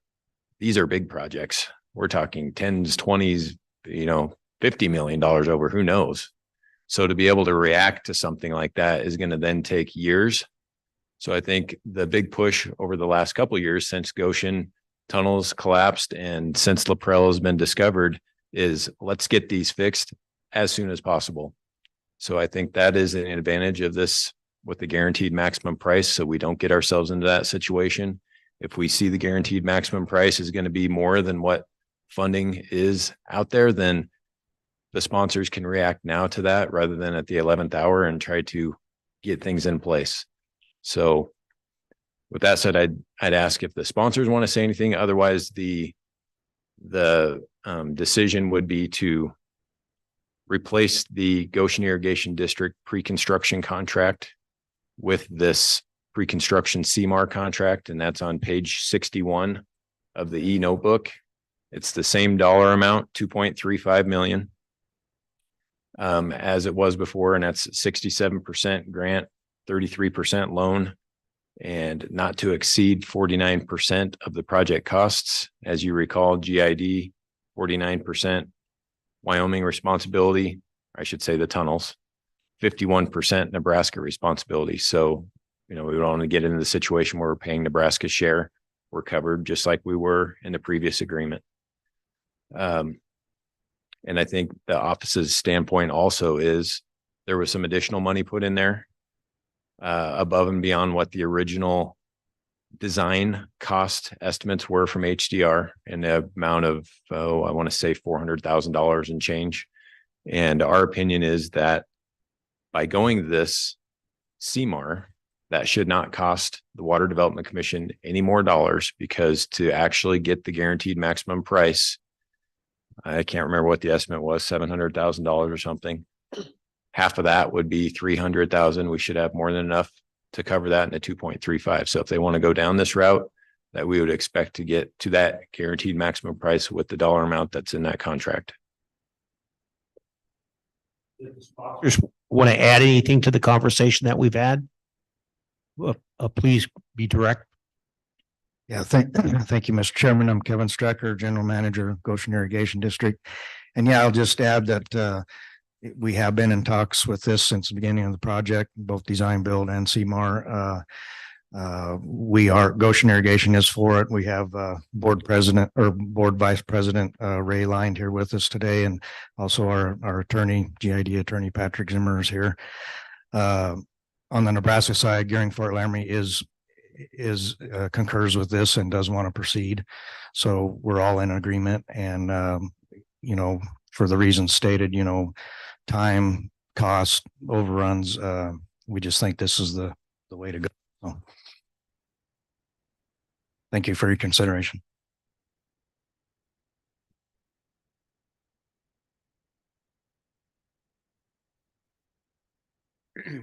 Mr. Chairman, Commission, my name's Gary Shadow. I'm the chairman of the LaPrelle Irrigation District. And on behalf of our board and all of our shareholders, we do appreciate your support of our project and your continued support. And we've already expressed how important it is to our shareholders and our community for this project. There has been so much discussion and so many things that we had to consider up to the 30% completion. We have discussed, the design build process and versus CMAR, but it just wasn't time to really consider that because we were considering so many other things. Now is the time to consider that, and we are, as a board, all 100% on board with the CMAR. And a lot of it's due to there's only maybe 2 or 3 contractors really out there that can handle a dam of this size. And most of those contractors really want to be on board and have a decision in this process. And by doing this to cut down on, as you've seen today, where the bids have changed over the years with the construction costs. So at least this way, we will have a guaranteed more of a guaranteed price that we can work with and see if the money that we have coming in is going to be enough, or if we are going to have to procure more funds. But anyway, our board is 100% in favor of CMAR. So if there's any other questions, but we do thank you for your support. Thank you. Any questions? Chairman, one question, and again, I'm not Senator saying Hicks. CMR is not the way to go. I just want to make sure when you read through the entire components of what it makes up. So what are the downsides? And particularly in a changing cost environment of CMR from you guys' perspective as project sponsor. So what is the downside of using CMR? Or was that explained to you what the potential downside of using that? And it's true, it typically saves construction costs, and that's why you look at it. But there are some real potential downsides to CMR, particularly when you have rapidly changing material costs. And so just curious as to what your guys' decision was as to why to use CMR. And what are the potential downsides that you as the sponsors and we as the funders should be looking at under a CMR type of contract arrangement? And thank you for the question, Senator Hicks.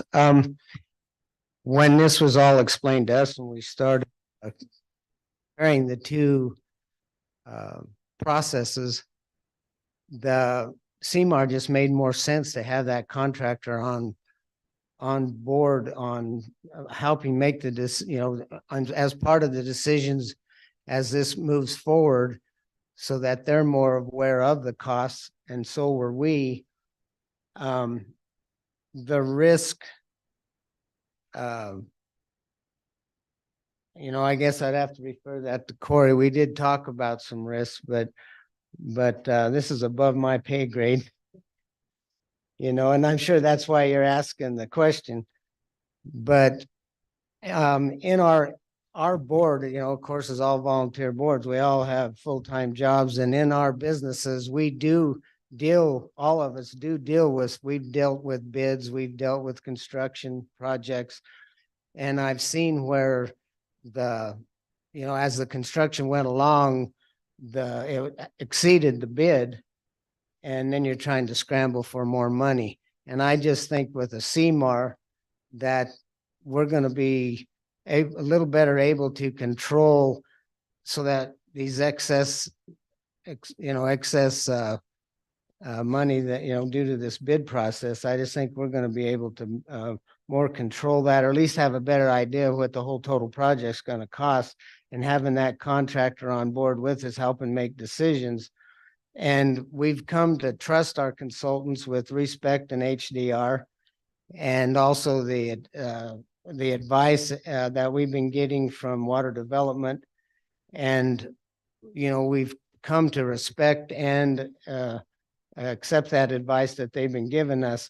And to answer your question, as what the risk is, I think there's risk in both sides, and it ends up being about the same thing as far as the risk goes. And that's but with that bid process, those risks sneak up on you. With CMAR, there seems to be less risk, because you've mitigated those risks as you're going along with the process. And so you've decreased some of those risks that have popped up, because you've all been on board discussing this as it goes along. You've had your contractor discussing it. You've got your consultants in the process. We've got water development in the process. And it just seems like it decreases the risk. And, a project there's going to be a lot of risk, and there's going to be things that pop up with some prices are going to go down, some are going to go up, but this way involved with the whole process. Does that help? But I think as far as that question of if we were, I don't think we were lied to. I don't think we went into this with closed eyes. We've attended a lot of meetings, and I think we're as educated as a volunteer board can be, and we are on, like I said, 100% on board with CMAR. I'm going to go ahead and turn this over to the chairman. Sorry to jump in here. You may have noticed a lot of talking behind the dais, and the reason is because we have two committee members that have another meeting they have to attend here in about 5 to 10 till 1. And so that will break our quorum. So we need to take just a brief check in with our director and see what it is that our committee would need to vote on before those two members have to leave and we break our quorum, or if this is something that I believe that they might need this to go forward today, or if it's something that we would ultimately approve as a legislature in January and March through the omnibus water bill. We just need to check in with that and get our ducks in a row here before two members leave and we break our quorum. Chairman, Madam Chairwoman, I think it would be great if we could act on the agreement today for the CMAR agreement for GID. And that would need to be something that we would need Select Water Committee approval of, as well as the commission, because it's over $5,000 because it replaces that other one, 2.35 million. The other would be, I think it would be good to have the discussion real quickly about just how these projects need to go through the omnibus bill to be authorized as water development projects, just because that's going to then help us draft the bill for January. And then the last one would be the projects that were unfunded through our program here over the last couple of days, and a short discussion on how you guys want to handle those in the draft bill for January. Go ahead, Mr. Speaker. Madam Chairman, thank you. So I just want to be clear, this decision on whether it's a CMAR or not, our vote, we can't obligate the legislature. So is this ultimately the decision will be through the legislature, or are we just making a recommendation to the commission? What is our vote? What are we doing with this vote today? And will there be another vote by the legislature on this issue? Mr. Chairman, Speaker Summers, there would not be another vote by the legislature. This vote would be there's already funding in place from several years ago for this pre-construction work, the design, more or less. So since we are going to sign a contract or an agreement, there's already an agreement in place. We're just going to replace that. So we're signing a different agreement with Goshen Irrigation District. That's more than $5,000. Your role is to review and recommend that, whatever that means, in legal terms, to the commission. The commission would then approve that contract if they so choose, and we could sign that contract and they'd be on their way with the CMAR approach.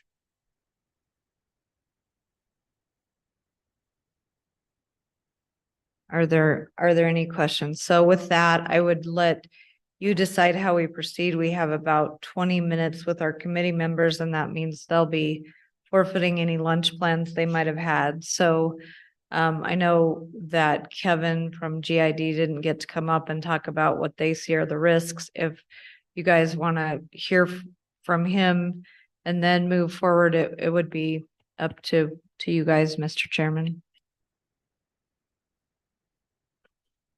Do you have a quick comment that you'd like to make, and then we will proceed? Yes, thank you, Mr. Chairman. The only comments I have is, a couple downsides would be is if we cannot come to a negotiated guaranteed maximum price and we have to off ramp, of course, that would delay the project. That's one of the main downsides. Other than what they've already discussed, that would be the only thing I'd have to add.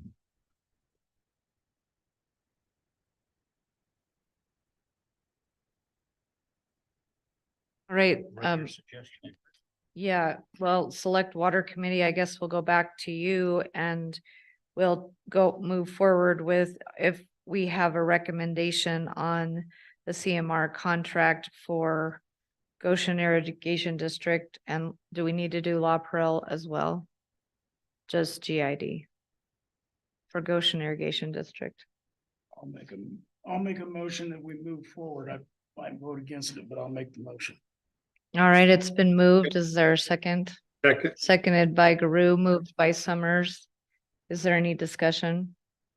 Go ahead, Representative Nyman. Madam Chairman, I guess as I've listened to this discussion and based on what I'm seeing in the business that I'm in, I have real reservations about supporting this move. Because if you make a prediction right now in my business, if I'm right and things are going down, I'm a hero. If I'm wrong and things continue to climb, you're a zero. You lose everything. My concern in this right now is, and I'd love to provide an insurance policy for engineering companies, stuff like that, that it's got a floor, you're not going to lose anything. But if, and these are the questions that we have to face as legislators in my mind, is how we're going to spend this money or save money. Interest is climbing. People are pulling their horns in right now. I've got people coming to me saying, listen, equipment prices are falling. They can't move equipment down south because the money's just not there and people are hesitant about investing. So input materials are falling. Just like the case I gave where I've got a $20,000 difference in less than 1 year on the casing in one well between two different proposals in about a 9.5, 10-month period. That tells me that things are going to start to back off and the availability may increase and our costs are going down because they simply want to move the material. If we lock in here, we lose all of that opportunity. And that's a real concern for me. I mean, based on what I have to spend. And so I am a little hesitant about just saying, hey, you know what, we'll go this route, we'll lock this in. And if things go, an administration change is coming, I hope to God. And so that was a really large catalyst in what happened the last go around when that administration came in on cost of doing business and what we did as far as our production costs. And so you're going to have to do a little bit more to convince me this is a great idea based on some of the factors I'm seeing starting to develop, that we might leave a lot of money on the table.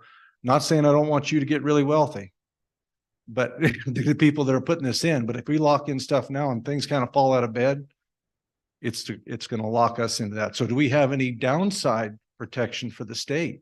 If prices fall, do we get to compensate some of that compensation of some of that money that doesn't have to be spent? Does that come back to us, or is it just all go once we've committed that level? Go ahead if you've got an answer for that, and add in there what protections are there for the district in this contract. Mr. Chairman, Mrs. Chairman, thank you. I think that's a great question, and recognize that the vote today doesn't lock us in. We were working with the contractor to develop that guaranteed maximum price. And then some of the things, there's a lot more we could talk about here. Ultimately, Tricia needs to answer that question on what kind of guarantees and how does that happen. If you notice back on my slide I had, there are contingencies mixed in, there are allowances mixed in, or are part of that guaranteed maximum price. And so in talking to Tricia and going through the contracting type language, you have a change order process that's associated with this, a deductive change order process. So if you have allowances, ultimately much of this work still gets bid out, especially the non-specialty work. We have access issues, especially on Laprelle Dam. One of the advantages to a CMAR is we can start working with the contract, get a contract bid as an early word package early. It helps really advance the schedule because you can start breaking them into those small bid packages. We have allowances for aggregate supply, for the materials. And so it's a little different. We're not dealing with pipe. We're dealing with, large quantities of aggregate for cement in both projects. But if you have those allowances, if you have that contingency, the items associated with those allowances or contingencies, if they are not met, you go through a deductive change order and it actually reduces the guaranteed maximum price. Those are things you negotiate up front with the contracting process. So I kind of, when you said lock in today, I just, I didn't want you to think we're locking into prices. We are negotiating with that contractor for the next 6 months to try to advance the schedule. And we negotiate how to deal with that within the ultimate construction contract. So if it comes in lower, you can turn that money back to the state or to the Fed. I don't know how that'll work with Bureau of Rec money, but that will actually come back through a deductive change order process. And Tricia, do you have anything to add to that, or did I misspeak on any of that? Corey, very good, and the very clear. If you could be brief. Yes, to be very clear, Corey is correct. We are not locking into the full construction price of the project at this time. We are asking those contractors or proposers to provide a pre-construction fee at this time. We will then develop over the course of the design process that construction fee, and that fee, or excuse me, that construction cost. And that construction cost doesn't have to be set at a set time during the design process. The sponsor can decide to take a price earlier or later in that design process when they're particularly many sponsors like to see it later when there is more clarity in the design so they can be sure of their price. All right, Senator Guru. Thank you, Madam Chairman. And I know we're short on time because I'm one of the two that has to go. So I just want to say on and for the motion. I've worked with these in this realm a bit, and I can tell you that I think that on a very technical project, the positive is what Ms. Quigley and Mr. Foreman just laid out, and I don't think anything's decided. Given what we just, the other questions that we just heard from other comments, I think actually gives you more flexibility. Now, I will say the downside, and what I've found in the downside when I've seen this, is that some local contractors, local small contractors who might get some of the small pieces of the total bid package sometimes get left out because they bring in a more technically savvy, large general contractor. They're going to want to work with their subs. And so they bring them in. So that's to me the only real downside to this.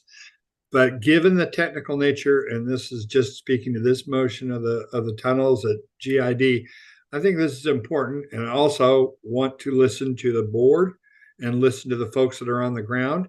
They have decided that they want to go this route. And so I'm going to be voting with them. Thank you, Madam Chairman. Go ahead, Mr. Vice Chairman. Madam Chairman, still new to this committee. I still don't know if I'm making a recommendation. If we're just making a recommendation to the commission and they can take our recommendation or leave it, right? Yes, that is correct. So we're just making a recommendation. We are making a recommendation. Is everyone clear on that?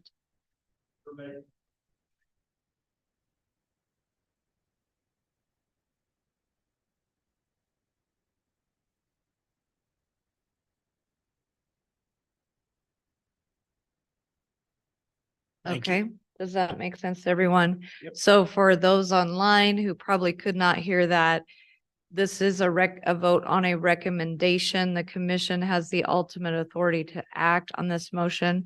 While I'm here, since GID falls in my district, I just wanted to say I will be supporting this motion and supporting the decision of the local board. I think they've done their due diligence and want to proceed this way. They've weighed the risks and the potential rewards, and they have an off ramp should they need to use it. They are already out pursuing extra funding because they're looking at possibly an extra $10 million price tag the way things are now. And so it's a critical issue to get this project done. Nebraska's funds still rely on the ARPA dollars and have to be spent before 2026. So to expedite this process, they've gone this route. And so I will be voting aye on the recommendation. Further discussion? Seeing none, all those in favor, please say aye. Aye. Opposed, no? No. Were you aye or no? You did both, didn't you? Me? Yes. No. Okay. He was an aye, I was an Okay. aye. Oh, okay, gotcha. Everybody else Okay, was so quiet. let's try it again. All those in favor, please say aye. Aye. Opposed, no. No. The motion passes. Back to you, Mr. Chairman, or would you like to take your vote a little later and we'll finish our omnibus water discussion so that we can get our other members off to their meeting? Let's do that. Thank you. All right, thank you, Mr. Chairman. Members of Select Water, we also have another item that would require a vote from us and a discussion as to what we'd like to put forward into either a select water bill or include into the omnibus bill on the general fund and not Water Development Commission money. So you have the list of projects in front of you. Does everyone have the sheet? So that would be at our meeting on January 11th, we'll see the omnibus water bill. So mark that on your calendars. You see the criteria ranked 1 to 3, the number 4 with the Elk Canal Master Plan and Strawberry Canal Master Plan have been dealt with by the commission.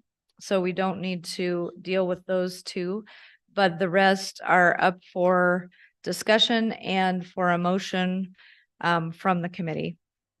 Madam Chairman.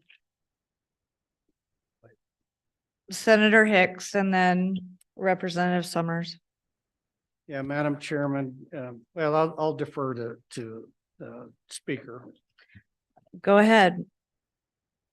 Madam Chairman, I'll just, on the construction projects, I'll make a motion that we put all of them in under general funds. We can refine that decision in January. But for ease, just do them all right now. Do I have a second? It's been moved and seconded. Discussion on the motion. Just go ahead. Projects, that's 4.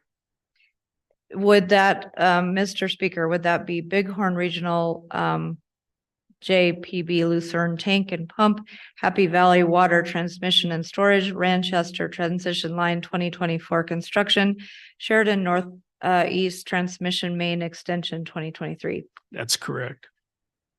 Are you clear on the motion? Yeah, Madam Chairman, I'd like to amend the motion. and Okay, just to try to expedite this. I would amend the motion to so if you look at the rank, the top three, and that we leave Sheridan Northeast Transmission out as a separate vote and vote on those three first. do I have a second on the motion? It's been moved and seconded. Any discussion? Question? Okay, all those in favor of removing Sheridan Northeast, please say aye. Aye. Opposed, no? That motion carries. We're back on the main motion. Question? Question on the motion. All those in favor, please say aye. Aye. Opposed, no? That motion passes. We're back on the planning projects. Is there any further discussion on planning? The only one that remains is Burns groundwater supply. Representative Craigo.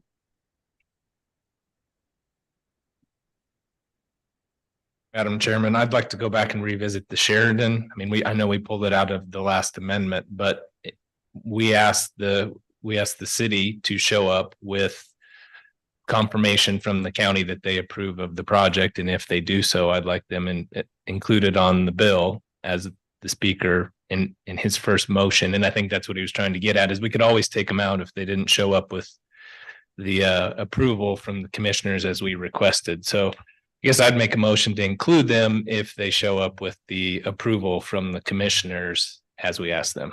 All right, I have a motion on the floor. Second. And it's been seconded. Discussion. Discussion. So that would be one way we could handle that, is condition the approval. The other thing would be is if it shows up, is just to add that as an amendment when we meet in January to the omnibus water bill. My preference is to just leave them out right now and say, you better do your due diligence, and that in January, we'll reconsider adding that as a general fund appropriation of the bill. Put a little pressure to make sure that they get it done. But that's it. Either way is accomplishes the same thing, but all right. I would just speak against the motion, and then I think we've told them we'll reconsider in January. All right. So is there any further discussion? Seeing none. All those in favor of adding Sheridan Northeast to the omnibus water bill on the general fund, please say aye. Aye. Opposed, no. No. Motion fails. Again, that would be up to the discretion of the committee. When we are there, they can still attend the meeting and make their case to the committee. All right. Is there any further discussion? We have not dealt with anything with Burns. If there's no motion, I will assume that is without objection. That will be the conclusion. Go ahead. Senator Guru, did you have something? Well, I just wanted, are you looking for a motion to include Burns, or by not making one, it's automatically included? That's fine too. By not making one, it's automatically excluded. Well, I'll make a motion to include Burns in the planning. I'm sorry, the amount was 2 million something. 2 million. All right. Yes. All right. The motion by Senator Guru. Is there a second on the motion? Second on the motion. Seeing none, the motion dies for a lack of a second. Is there any further discussion on this issue to come before the committee? I saw Representative Nyman had his finger up for a moment. Okay. All right. Director, is there anything else for the Select Water Committee before we let our members go to their next meeting? Madam Chairwoman, I would only ask that, based on the conversations we have had on GID and LaPrel in relationship to the supplemental water bill from 2022 and the language that was changed last session, that would Yes, it would okay. have to go through SLIB. I got you. You want me to explain that briefly? I can explain it pretty briefly. Last year, committee members, we changed the authorizing body to expend funds for the projects of La Perelle and Goshen Irrigation District to the State Land and Investment Board because we thought they might be construction ready while we were out of session. However, that has not materialized and it has caused some problems with SLIB working with water development because it's not anticipated that those two bodies would commingle. So the authorizers are usually us. So we just want to take that language back out, put the legislature in, run it back through the water development program and make sure that if it is required, that was a 100% grant. If there's any ambiguity there, that those were intended to be a 100% grant, no loan component, and they did not follow the other criteria of the program. They're 100% grant. So that is what the other thing we need to include in omnibus water. I would entertain a motion on that. Moved by Craigo. Do I have a second? Second. Seconded by Kolb. Any discussion? Discussion, seeing none. All those in favor, please say aye. Aye. Opposed, no. That motion passes. Thank you, Senator Guru. All right, members, you are exactly on time. If there's no further discussion from the committee that requires a vote, you are good to go, and we will adjourn the voting portion for Select Water and continue to work with the commission on the rest of their business. Anything further? Thank you guys for sticking around. Thank you. Back to you, Mr. Chairman. Appreciate that. So back to us then. We need a motion and a vote for both the LaPrelle and the Goshen ID tunnel. Or are we doing just Goshen? Chairman, just Goshen. What's your flavor? Mr. Chairman, I would probably speak in favor of accepting the changing contract format based on the recommendation of the Select Water Committee. The fact that their board at Goshen is desirous of this change. I think that they can, my understanding is they could change back to a design build bill if they want to, if it comes out poorly. So they're kind of feathering the nest with feathering the nest and protecting themselves. So I would encourage it, and my motion would be after discussion that we go ahead and accept the contract change to the CMAR format. We have a motion. Do we have a second? We have a second. Any further discussion on this? Any further discussion? I'll admit that I'm a little bit, the water's a little bit muddy for me on this one. Kind of feel like I've been asked to tune up somebody's motorcycle and then I don't have any tools, but with that, we have a motion and a second. All those in favor say aye. Aye. Opposes say no, and I'm going to be a no. Thank you. Motion carries.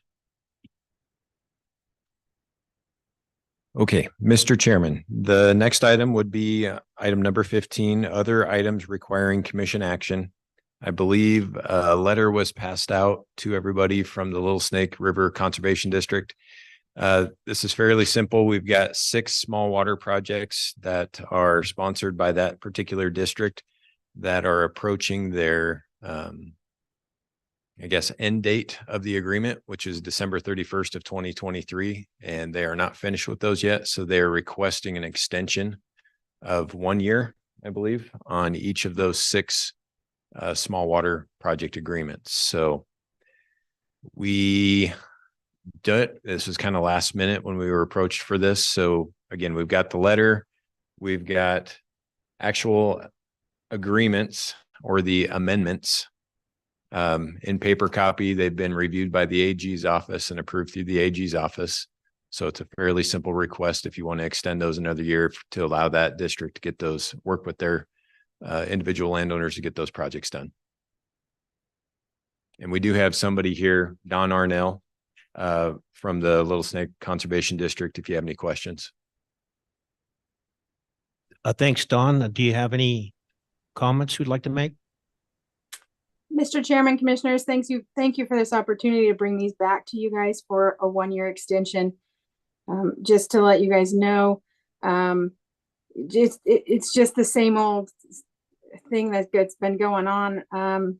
Trying to get supplies, and contractors have had problems getting help. So these have, we're right there. We're ready to go into construction with most of them. So we expect all of them to be completed this next year. Thank you. Thank you. Any questions, commissioners? Commissioner? Yes, I have a question for Jody online. So I assume you have reviewed these. Do you see any problems?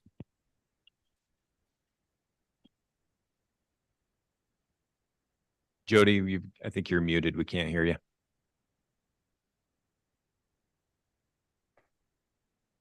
Just shake your head, yes or no. Do you see any problems? Okay. Thank you. My question. Thanks, Jody.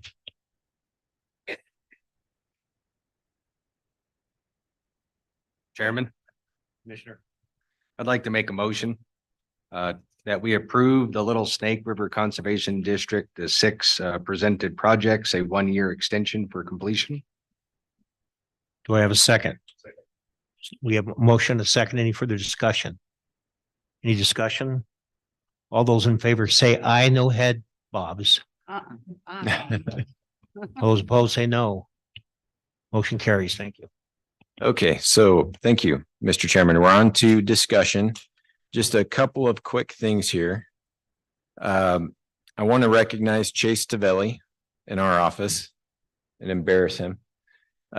So earlier this year, this summer, actually Senator Hicks gave us an idea to go after some RCPP NRCS funding. It's the Regional Conservation Partnership Program project.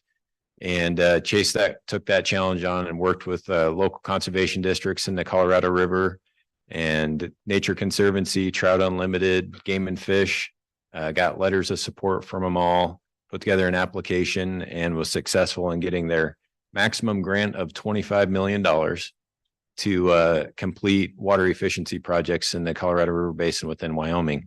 And I think the intent of that is with the Inflation Reduction Act funding, which we're hoping to hear some additional information on that from Bureau of Reclamation sometime in December, is that in working with the NRCS, and we should be thanking the NRCS too, because they really helped hold our hands through that process, but that we could potentially match federal to federal dollars because they're 2 different entities. You typically can't do that, but since NRCS does match up in this case with Bureau, we could potentially leverage that $25 million into $50 million and more, hopefully, to get a lot of good work done in the Colorado River Basin. So I just wanted to recognize Chase for his hard work on that.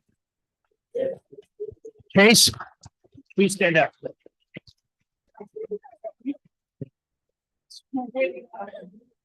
Oh, great. And then also just want to thank our staff for all the hard work they put in on the recommendations and everything else this year. It's always a big push and working up to the last minute. So thank them for that. And thank you, Senator Hicks, for that great suggestion. Yeah, Mr. Chairman, and I do appreciate the work of the office and the committee. And if this other funding comes through, and I don't know if Jason has provided a brief, but what we've suggested for this other bill funding, and there could be as much as $83 million would be the top end that would come through BR. We have suggested that the Water Development Office would administer the wards and the management of those funds. And so, it could be in the next year that we're looking at putting another upwards of maybe $100 million of project money designated for water efficiency projects in the Colorado River Basin. But that's the proposal that the state of Wyoming has submitted back to the Upper Colorado River Commission and the Bureau of Reclamation now. So, and this is also for Select Water Committee. If we're going to dump another, whatever that is, $50 to $100 million on a program that has time constraints as far as delivery on these RCPPs are 5 years.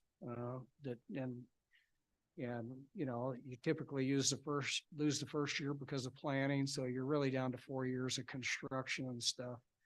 It was probably going to take some more staff within the office to probably administer if all of that money comes into the water development program.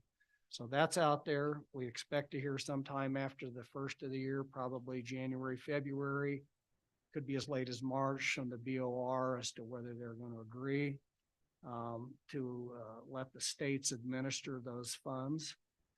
So by the end of the session, we may be getting back together with you guys going, oh crap, now we got to really stand up a program. So, but again, kudos to the staff. I agree. The staff's been phenomenal this last year, especially undermanned a couple of times that I know of. But I'd also like to to thank Select Water and Senator Hicks for Larry Hicks for all the stuff that you guys do and for Wyoming. I appreciate it. Okay, thank you, Mr. Chairman. The last item is the future meeting schedule, and that's under, it's on page 72, 73. Yeah, 73 of the e-notebook. And we require them to adopt that, correct? They need to make a motion on that? I guess, yeah, your name's next to it. I just wanted to point out two things. We've had some issues at our August meeting. We avoided the state fair. So the August meeting will be August 6th through the 8th. And then the November meeting would be the 12th through the 14th. So we've avoided election day, which I believe is November 5th. So I just want to point those two things out. I know that's been a request in the past. So with that, we'd ask for your consideration of that future meeting schedule. Question? Any questions? Just a question. We usually have the meeting in October. This year it's moving to September. Just maybe you stated that, but just why the shift in the Barry, can you help me remember moving the meeting to September, the October meeting to September? We did move. Also, the other change was that we heard you loud and clear. We know we get into beet harvest. You're shaking your head, yes. And then also we've certainly heard about the hunting season. So moving it up 1 week seems to alleviate those problems. And we can do that because we are moving up the August meeting. It allows us, and we got to figure it all in with the consultant selection and everything, but allows us to do that. So that's the proposal. Mr. Chairman, as a bow hunter, I'm going to delegate the authorities of the director in September to Barry for changing that because that's my choice. So we don't need to take any action on this schedule, though. Mr. Chairman, we'd like your approval of that schedule. Commissioners. I'd like to make the motion that we accept the schedule as We have a motion and a second. Any more discussion? All those in favor say aye. Aye. Aye. Aye. Any approved say no. Motion carries. Mr. Chairman, that's all we've got. I move to adjourn. We have a motion to adjourn. Do we have a second? Motion and a second. All those in favor say aye. Aye. We're adjourned. Stick We got around some. for signing.